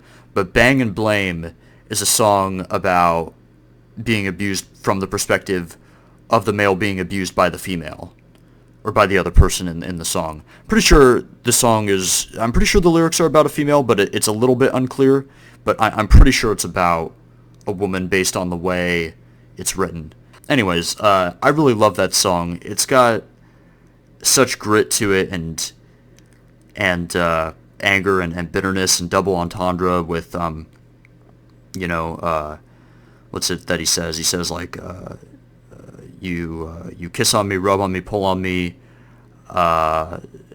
you beat on me, you let go on me, and it takes the sex words and it turns them into venting abuse words, like you let go on me, which, I mean, that could be referring to someone orgasming, I guess, to let go, or it could mean different things, but what it also could mean is letting go in the way that, like, you are letting go on me, as in, like, you're letting it out on me, you're venting it out on me, you're taking it out on me, you beat on me, you jerk me around, it's like, it's taking sex and turning it into something nasty and fucked up, and I really like that about it. It's got, like, I feel like it's really genius, and that's why I love Bang and Blame, because I feel like it's got a good energy to it, and it's got a good artistic vision to it, where it really kind of turns cliches on its head and turns it into an abusive thing. Like, you'd think that the song is about glorifying sex, but it's not. It's about sex being painful and hurtful. Another song that is kind of in that spirit is Tongue. Again, falsetto from the female perspective too, with the song lyrics, and it's interesting. I feel like, I mean, that song is really sad. And again, with the sort of vulgar and sexual thing, I feel like most of R.E.M's discography, specifically in the IRS days, I feel like was very respectable. A lot of their music wasn't really about sex all that much, or was really that vulgar. They started getting more vulgar and more sexual in the 90s, but early on in the 80s, they were not really that way. Like, to be honest with you, it's kind of a refreshing thing, because most music really is about sex. Like, I mean, even Christmas music, like Baby It's Cold Outside or whatever, or Let It Snow, Let It Snow. Like, there's all kinds of double innuendo kind of meaning to it, to a lot of songs, even oldies song, like a lot of oldies songs, like a lot of Frank Sinatra and Ella Fitzgerald, and a lot of it really is very sexual. A lot of rock and roll is sexual, but I like that most of R.E.M. is not until this record. This record is when they changed it up, and Tongue I feel like is their most grotesque kind of like this is kind of fucked up. This is kind of pornographic in how it's described. It's really just a song from the female perspective of this is kind of a weird thing to talk about, but like, people talk about this all the time of like post nut clarity, where after you are finished, you feel kind of shitty. You feel kind of like, ugh, you feel kind of gross. And that's what Tongue is about. Tongue is about, like, a girl that, like, one of the lyrics is, ugly girls know their fate, or even ugly girls can get laid, or something like that.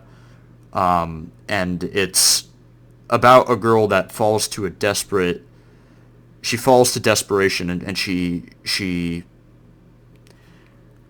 what's the word for it? She gives in, and she lets herself be used. And unless I'm wrong about this, unless I'm reading too much into it, unless it says something about me, I don't know. But I'm pretty sure when I read those lyrics, it's about her being ejaculated on, and she feels shitty afterwards. She feels used.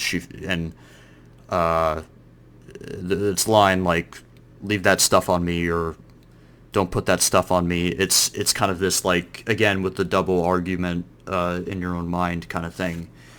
And man, what a crazy, just ambitious, weird song, right? Like, I love the instrumental for that song, by the way. I love, you can look up the instrumental. It's this great, like, kind of sad, tragic, yet kind of uplifting baseball organ, like, or church organ, like the B3 organ, I think it's called. And it's going, and it really sells this feeling, almost like, I imagine it's like you just lost the baseball game, is how that instrumental sounds. And Tongue kind of has that feeling to it. It's like you just lost everything. You kind of just feel like you're at rock bottom. That's the song, really. You could rename it to Rock Bottom. A lot of R.E.M. songs you could rename to just Rock Bottom. I feel like Country Feedback could have just been called Rock Bottom because of how the song is so dire, and then it just kind of flatlines at the end.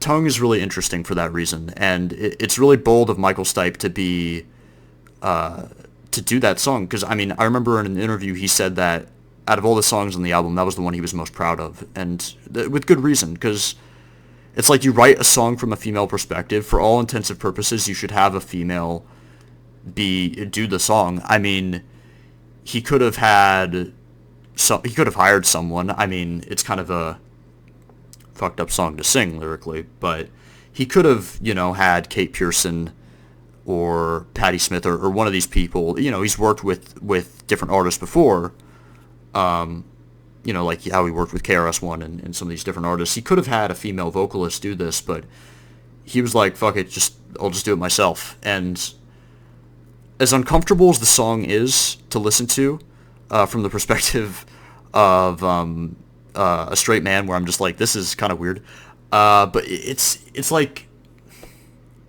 it's so well done, and it's so artistically bold, and I really appreciate it for that. And Monster, I mean, this whole album is one that I listened to the first time, and I'll be honest, I wasn't really a fan of it at all, because coming off of Automatic, it's so alienating, right? Like, it's so weird. But over time, I have to admit, this album really, really grew on me, and it's become one of my favorites. I like pretty much every song on this thing, except for King of Comedy and maybe the last one, You. That one's okay, I guess. So yeah, that's Tongue. I Took Your Name. I don't really have much to say about that one. Let Me In I'll talk about in a bit later, because that ties into a few things that I want to bring up later. Circus Envy is awesome. I love the lyric in it where he says, what is it that he says? He says, when I get loose, I climb a tree and I drop a load on your head. This monster in me makes me wretch. You messed it up. That song, Stipe said that song is about, The Elephant Man or something, the movie. That was kind of where he got his inspiration from. Not that the song is directly about that. It's not directly about that, but that's where he kind of got the inspiration from, and that's interesting to me. Yeah, I really love how dark the song is. I love how strong the opening is with the dun dun dun dun, and then he says, "Here comes this awful feeling again. Here comes the ugly animal." It's got a good, really kind of epic setup. And I also really like the Live at the Olympia performance that they did later. That was also good, though I do prefer the original on-record version. So yeah, I don't have much to say about You either. One thing that this album did is that I started to notice that Michael Stipe, even though Michael Stipe had a great voice through pretty much all of his career, in my opinion, but he used to have his signature voice crack that he would do, where he would crack his voice while singing. You especially see that very well in, Sidewinder Sleeps Tonight, or you see that in, Try Not to Breathe a lot. Because after this, he has a hernia during the Monster Tour, because he was singing the song Undertow from New Adventures in Hi-Fi, the next album. And it was a fresh song at the time. He was just experimenting and testing it out with a live crowd before it was even released on record. And he just got a hernia from singing it so hard. And yeah, then the Monster Tour was cursed because Mike Mills had some kind of surgery that he needed to do, some kind of digestive problem or something. Something got blocked or something got messed up. Then Bill Berry, their drummer, had an aneurysm. And yeah, I don't know. The album rocked so hard it was cursed. So rest in peace to that album. And yeah, so then after that, the band started to fall apart, and Bill Berry ended up leaving right after this album, New Adventures in Hi-Fi. And then Up happens, and Up isn't very good in my opinion. Credit to people that like Up, that's cool. They made some good songs after New Adventures. There's some good songs in New Adventures, obviously. I really love How the West Was Won and Where It Got Us. I really love... I like New Test Leopard, though. Again, Stipe's voice changed a little bit after that hernia, I think, and he sounds a little bit too gravelly in it to me, and he can't quite crack his voice in the same way anymore. Bittersweet Me is great. Leave is a great song. Leave might as well be the last song of R.E.M's history. It's so good. It's really an epic song. It's 7 minutes of just raw, just grunge rock, but it's really emotional, and it's great. It's great. I don't know. I should say, again, I'm not a music guy, so I'm a little bit outside of my wheelhouse. I don't know if it technically qualifies as grunge, but it's in a similar vein guitar-wise. It's got a real hard sound. So I really love that, and then Electrolyte's great. I really like the instrumental aspect of Electrolyte as well. I really love the piano that's playing. It's very soft. It's very... I almost feel like it's kind of reflective. At least that's what I take away from it. I kind of take away this scene in my mind that I would picture of you're leaving your childhood home behind and you got to say goodbye, and it's playing this kind of repetitive piano beat of that sound, and it fits perfectly with him saying 20th century, go to sleep. He's saying goodbye to the 20th century. The lyrics are pretty self-explanatory with that song, but I really like the tempo that it has, the instrumental aspect. I really appreciate it for that, and it feels like a goodbye, the way it sounds. And, I wonder if on some level they thought it all through, that they had thought through, like, maybe this is our last song, kind of thing. You never know. Um, it's totally possible.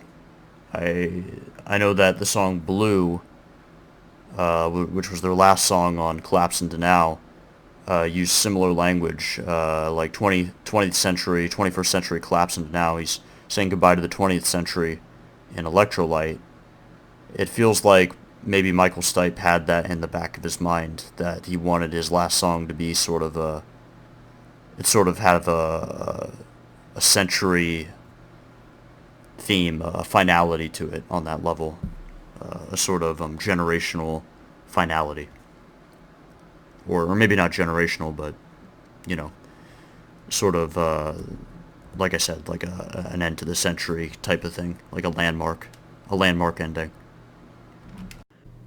Another thing that's kind of similar to uh, Collapse into Now is the waving. There's a part in the music video where they wave at the end. That's the album cover for Collapse into Now is them waving. You have to think about all this if they had all this really in the back of their minds, that this would be the last album, because it feels like it's the last album for the band as a whole, when they were a whole cohesive band, when it was all four of them together, and so I really love Electrolyte for that reason. And I really like the last lines of Electrolyte, where he says, 20th century, go to sleep, I'm not scared, I'm out of here. I'm not scared, I'm out of here. And then drops the mic and it's over. I just, I really like that about it. And I really like the music video in general, with how it's executed. Especially the ending, with that part that I just mentioned. It feels kind of emotional how it just drops the mic there at the end. And I just get this feeling from it that, I mean, I don't think this was intentional, but so much of what R.E.M. is about anxiety and fear. And to end the band on that line of, I'm not scared, I'm out of here, I just feel like that's such a great, like, full circle completion, going from Murmur to New Adventures in Hi-Fi, and just, what a finality to it. And that's not to say that they didn't have good stuff after, obviously, but it's just, man, what a way to end it, It's a great bookend for that album. And it's great, this band really knows how to end albums, and I feel like they really know how to begin them as well. So many songs are indicative of themes just in the first song, the themes that encompass the whole album. They'll put them right out on display in the beginning, or kind of give setup to it. Like, I already talked about Drive and the way Drive is set up in the beginning. But, a lot of their other songs are like that too. Or a lot of their other albums are like that too. I mean, Finest Work Song, what a perfect way to open Document. What's the Frequency, Kenneth, is a great way to start Monster, I want to say. I feel like Radio Song is perfect for Out of Time, because it kind of opens with something different, because Out of Time was kind of something different. And it makes it really feel more unique. Begin to Begin, obviously, is a great beginning to that. One other thing about Out of Time, they felt at the time that their album was kind of made in a way that it was like it was out of time, as in a way that it felt like it was out of place at the time with Nirvana and everything. And for Radio Song to be the sort of ironic Radio Song being named Radio Song, was the perfect way to open that. even feeling gravity's pull on the first album, or not the first album, the third album, on Fables, the Reconstruction, that felt like that had great setup and really opened it in a way. Green really subverts your expectations a little bit with that first song, and Murmur, I think, on Radio Free Europe, I mean, perfect way to open it in the way that was their first song. That was literally their first song that they made, and it feels like the birth of a legend, kind of, on that. And what a journey it's been, going from Radio Free Europe to Electrolyte. Yeah, so what more do I have to say? I mean, my favorite band, my favorite band of all time. Again, like I said, I'm not really a heavy music guy. I expanded a little bit.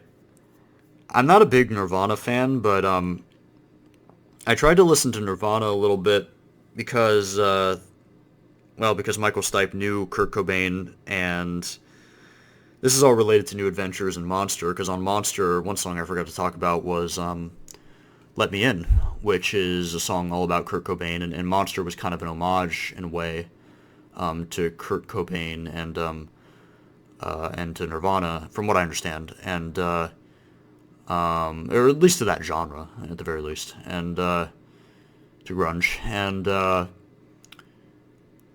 around the time River Phoenix died, and River Phoenix was a close friend to Michael Stipe. Apparently, he said he was a close brother to him, almost. Like, they were, like, he was really close, like, friends with him. So, this is where things get weird, because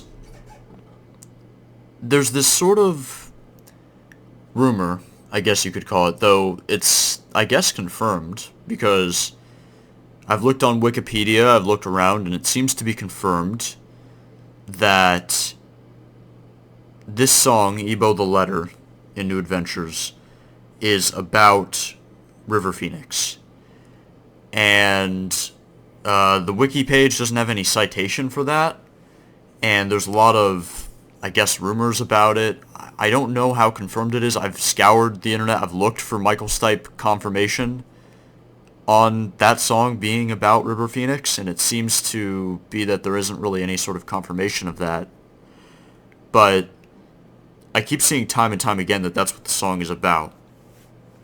Now, alright, so yeah, like I said, this is where things get weird, because I don't fully understand how it is, but I also understand how it could be. And I've got the lyrics pulled up here.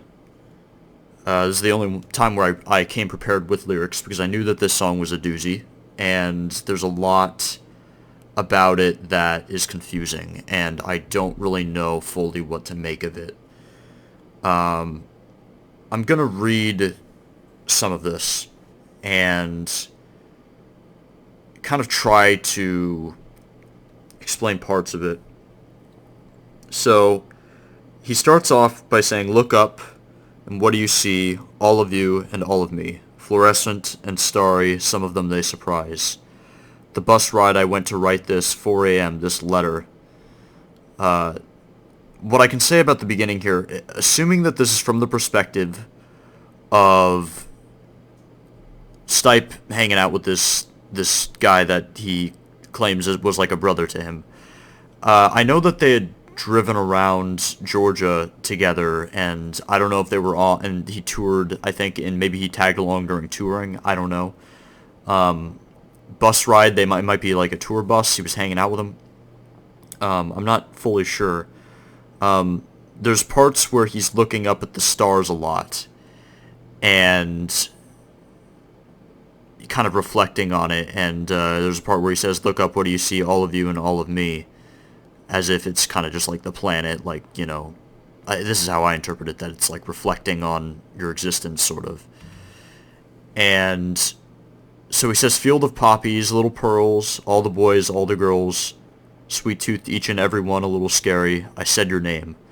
I wore it like a badge of teenage film stars, hash bars, cherry mash, and tinfoil tiaras."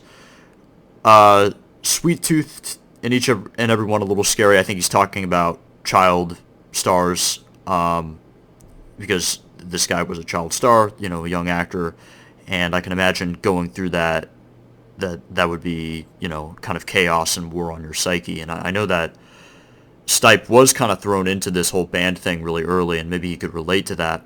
I'm just kind of playing armchair psychologist here. I really don't know. So just bear with me, guys, because I'm kind of just winging it on this one.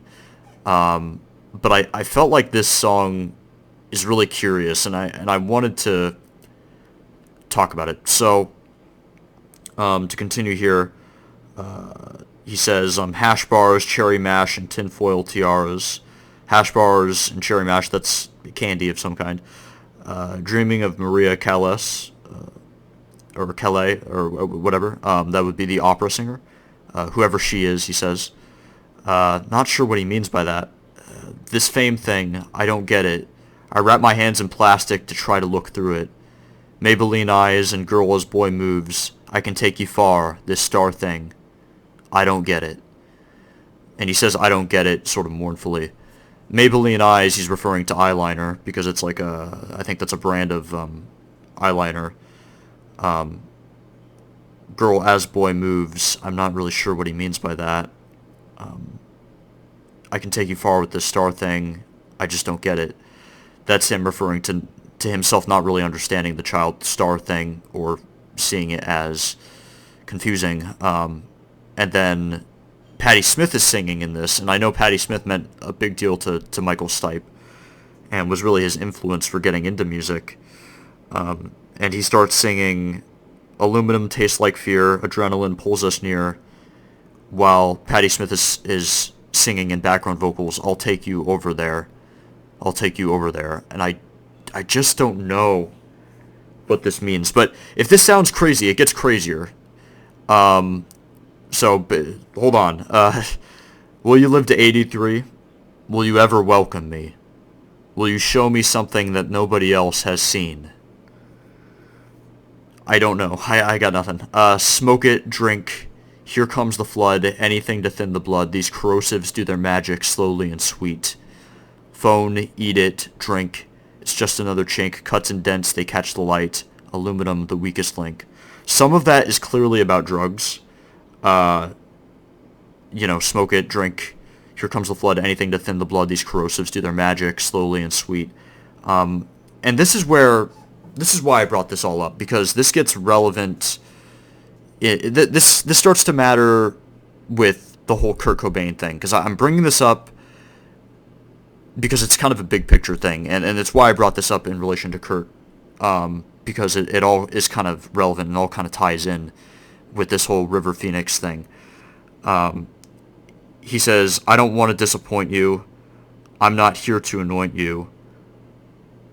I would lick your feet, but is that the sickest move? I wear my own crown of sadness and sorrow, and who'd have thought tomorrow would be so strange?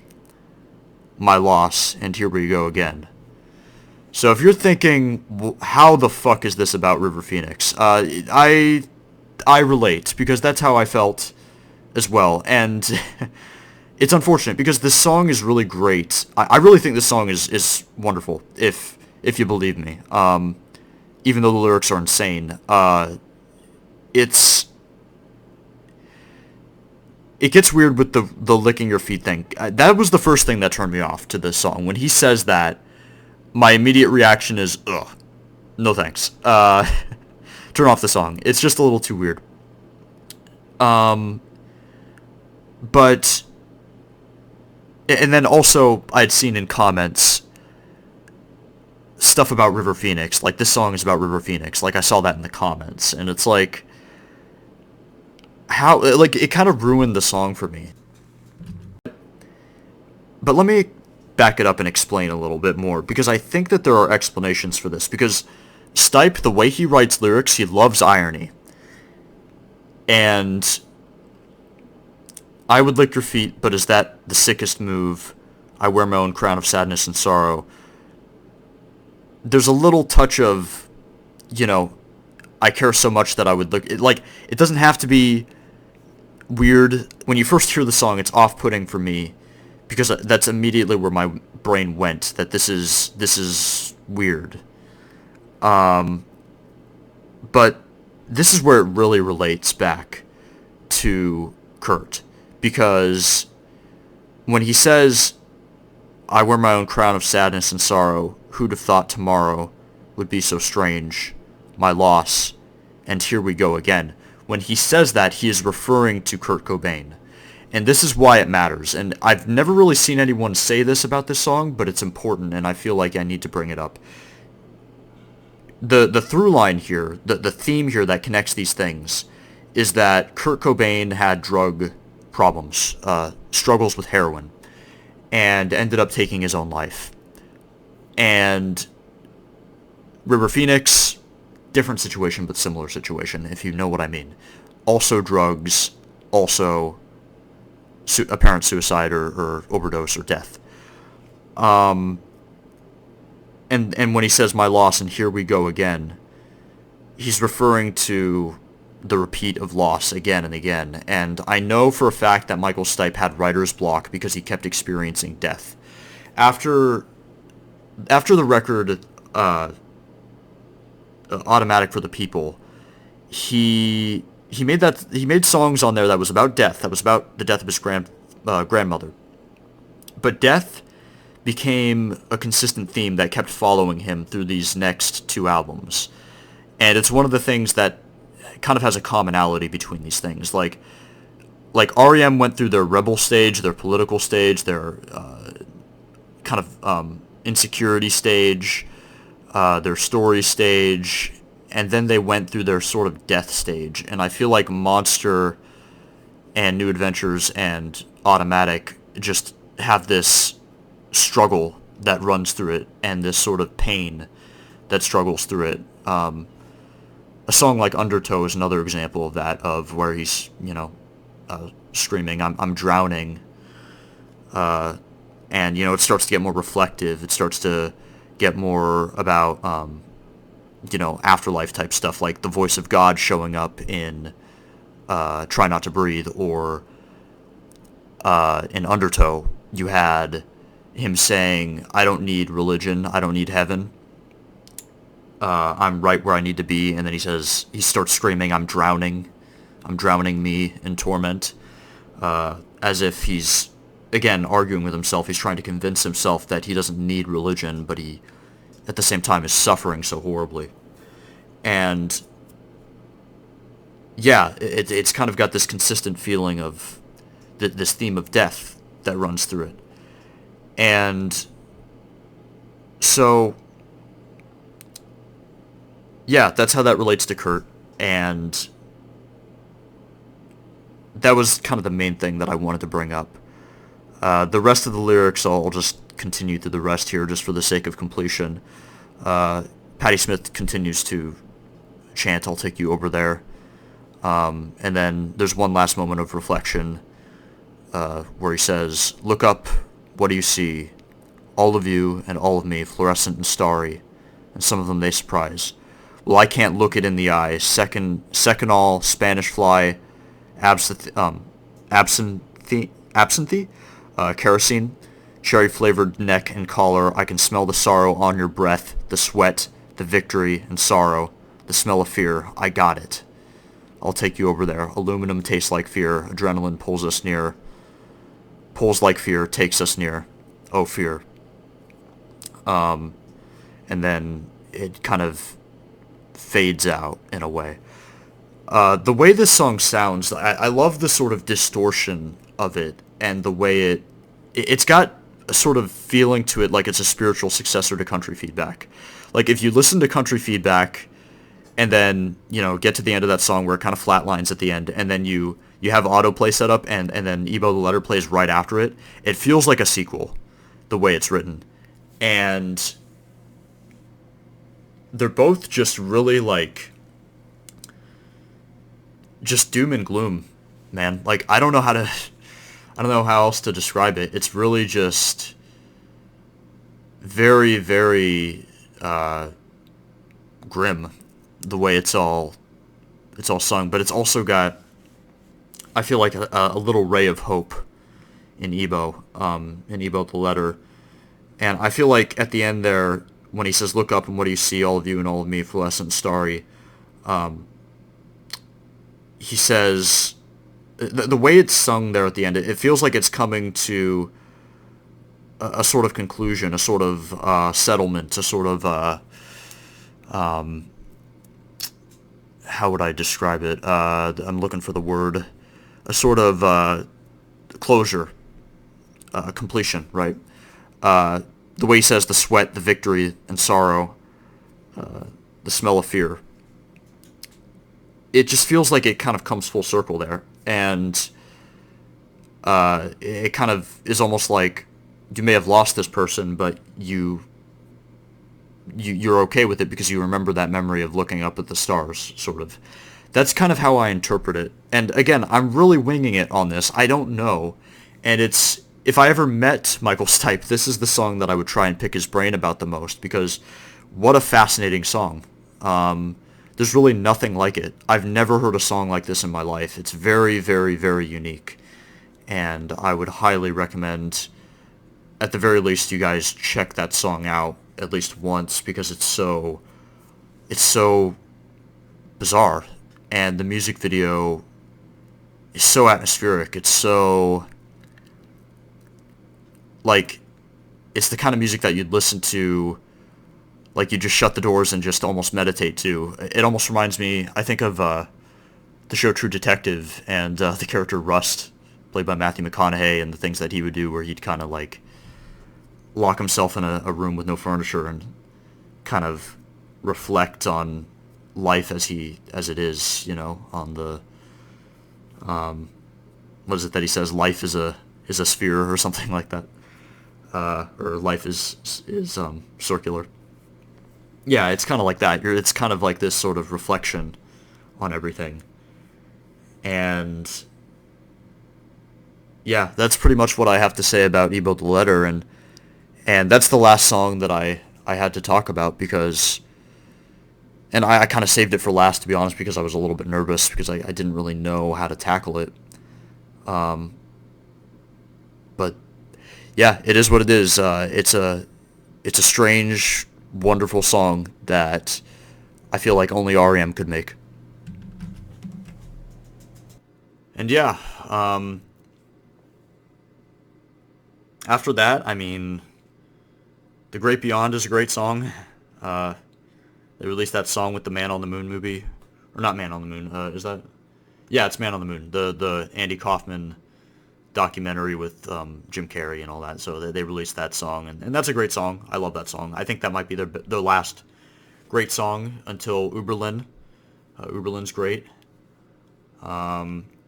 Electron Blue is great.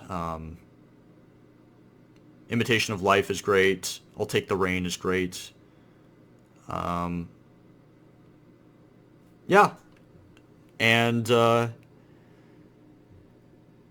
that's really it. I mean, their last album was pretty interesting. I wasn't a big fan of Accelerate, personally. I know a lot of people liked it. It's cool.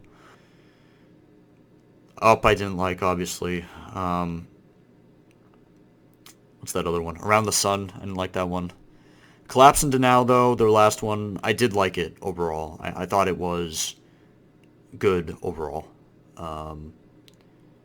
And it was a good goodbye, but it's like a lot of those songs I wouldn't want to listen to on their own. It's almost like it stands on its own. It exists in its own little bubble. But R.E.M. really is in an interesting place at that point after Bill Berry left, because it's like, I don't know, like, this band was really great when they were in their rooms just being these weirdos, like what I see here. And I mean that in a good way, that these kind of out of place dudes that were really talented and really made this authentic, real ass music that came from the heart. With this really talented guitar player, Peter Buck, and how he could really just create these great riffs and these great tracks, or hooks is the word I'm looking for. He made these great hooks that Michael Stipe could build upon, and and Bill Berry could also build upon in his lyric writing, which clearly he contributed to the lyric writing, because after New Adventures, I think that the lyric writing got worse. It got a little bit too long. Songs got too long. I think Bill Berry did contribute. I had heard before, and I don't know if this is just a rumor, but I had heard that Bill Berry, he kind of reined it in. He kind of brought it in and sort of kind of was the guy who would say, like, nah, let's not do that, or that's a little too far, let's rein it in a little bit. You know, he kind of was the realist of the band. That's what I'd heard.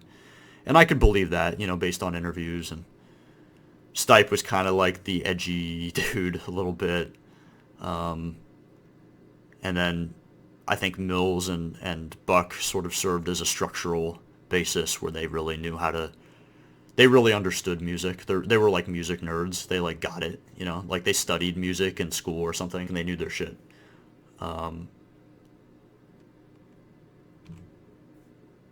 Yeah, I just love these dorks. Like, they're so cool. They're so cool. And I really just kind of relate to them on a level. And it's interesting because I'm kind of younger. I was born in 97. I'm 23. I don't know how younger generations look at R.E.M., right? Like, I know that other bands have resurfaced, they resurface with younger generations. Nirvana is kind of timeless. Lots of kids, lots of teenagers love Nirvana. Lots of people, lots of teenagers love, you know, they end up loving Queen again. There's all these different, like, reasons why these characters come back or why these people come back or why they have relevance to a modern audience. Same with Nirvana. Nirvana has that sort of youthful thing forever that just lasts forever. Where's R.E.M.? You know, like, does R.E.M. have that kind of appeal where it comes back to people my age? I don't know if I'm alone in this. I mean, I know I'm not alone. But how alone am I? Like, how many people my age are into R.E.M. or really truly love them like I do and really understand them and really relate? You know? I don't know. And it'll be interesting to put this video out there and really see how people react to this and see if there's anyone else out there who feels this way. Hopefully I helped. Hopefully I may be educated, or maybe, if not educated, maybe just if you can relate to my words that I'm saying. If you can, you know, if you see the same things that I see in this. Maybe I brought an interesting point of view with the album Connectivity. Yeah, I don't know. So anyways, yeah, so that's the band, and it's all heart. It's all heart. What is that, the album that they have, the collaboration? It's part heart, part truth, part garbage, or whatever. That part lies. Their discography is truly brilliant, and it's truly varied, and it's colorful, and it's beautiful. And, you know, I love it. I love, you know, hang your hair shirt and wear your heart on your sleeve, you know. I don't know. I love the image of these guys too. I think they're really cool looking too. I think they had a cool image. They had a cool feel to them. Like, you know, the difference of, you know, the little bit of the quirkiness, a little bit of the awkwardness, a little bit of the way Stipe would wear the hat, the way Mills kind of looked. He looked a little bit nerdy. The way Peter Buck kind of looks like he just doesn't give a fuck. The way Bill Berry kind of looks like kind of the dude that's sort of down to earth, that doesn't really care either, but you know, has passion in him too. Like, I love that he just doesn't give a fuck with the unibrow. I saw one thing where he said the reason why he had the unibrow was because his father or someone told him that if you pluck your unibrow or if you shave it, it's a sign of vanity and you shouldn't shave it, and make sure you don't. Yeah, but interesting. And then it's interesting though, because I guess it's a thing of fate then, because Michael Stipe apparently says that he chose Bill Berry to be drummer because of his unibrow, because of his eyebrows. He liked his eyebrows. That was literally the reason. So that's that. Thank you so much for listening. I greatly appreciate it, and my next video is going to be different. If anyone found this video, by the way, and you're into R.E.M. and you just found this, or you're into music and you found this, I'm sorry. I don't have any other music analysis. I'm not really in that criteria that's outside of my wheelhouse. I'm not that kind of guy. I just really love this band, and I just really wanted to pay homage to it. And my channel's not going to have any more videos like this. This is going to be a one-off. So yeah, I mean, that's really it. That's all I had to say. I think there was a thing that Bill Berry said in a documentary. I'll link it in the description because it's actually a really good documentary, and it really kind of sums up my love for R.E.M. in one short burst, really, in one 20-minute video. But at the end of the documentary, Bill Berry says something along the lines of like, R.E.M. is just, it's about friendship to him. And, what R.E.M. means, I mean, to me, it is a friendship in a way. It is kind of a friendship, and it was a pleasure sharing in this friendship. It's interesting what R.E.M. means to people. To me, it really does represent that of like almost like a friendship of, these guys that are so sincere and have this connection. And one thing I forgot to mention earlier that I think is worth mentioning is for Michael Stipe's grandmother, who had died, she had told Stipe that R.E.M. to her means remember every moment. And, it's funny that the original meaning of R.E.M. is meaningless, because back in the day when they were coming up with the name of the band, they just kind of threw whatever stuck to the wall, and they were looking through like some book or something, and they had seen R.E.M. Rapid Eye Movement. It's like, yeah, sure, that sounds cool. That sounds better than the other band names that we got. The other names that they had were really bad. It was like Twisted Kites, with a kite as in, a kite that you fly. Twisted Kites was one name that they had, that Peter Buck, I think, had came up with. And they had other names like Cans of Piss or Jars of Piss or something kind of more punkish. But R.E.M. was what they settled on, and I'm glad that they did. It sums them up better, and it's a good coincidence that what it means is remember every moment for his grandmother, and R.E.M. is what you make it. R.E.M.'s what it means to you, and to me it means remember every moment, and it means friendship. So it was a pleasure to share in this friendship, and thank you so much for listening, everyone.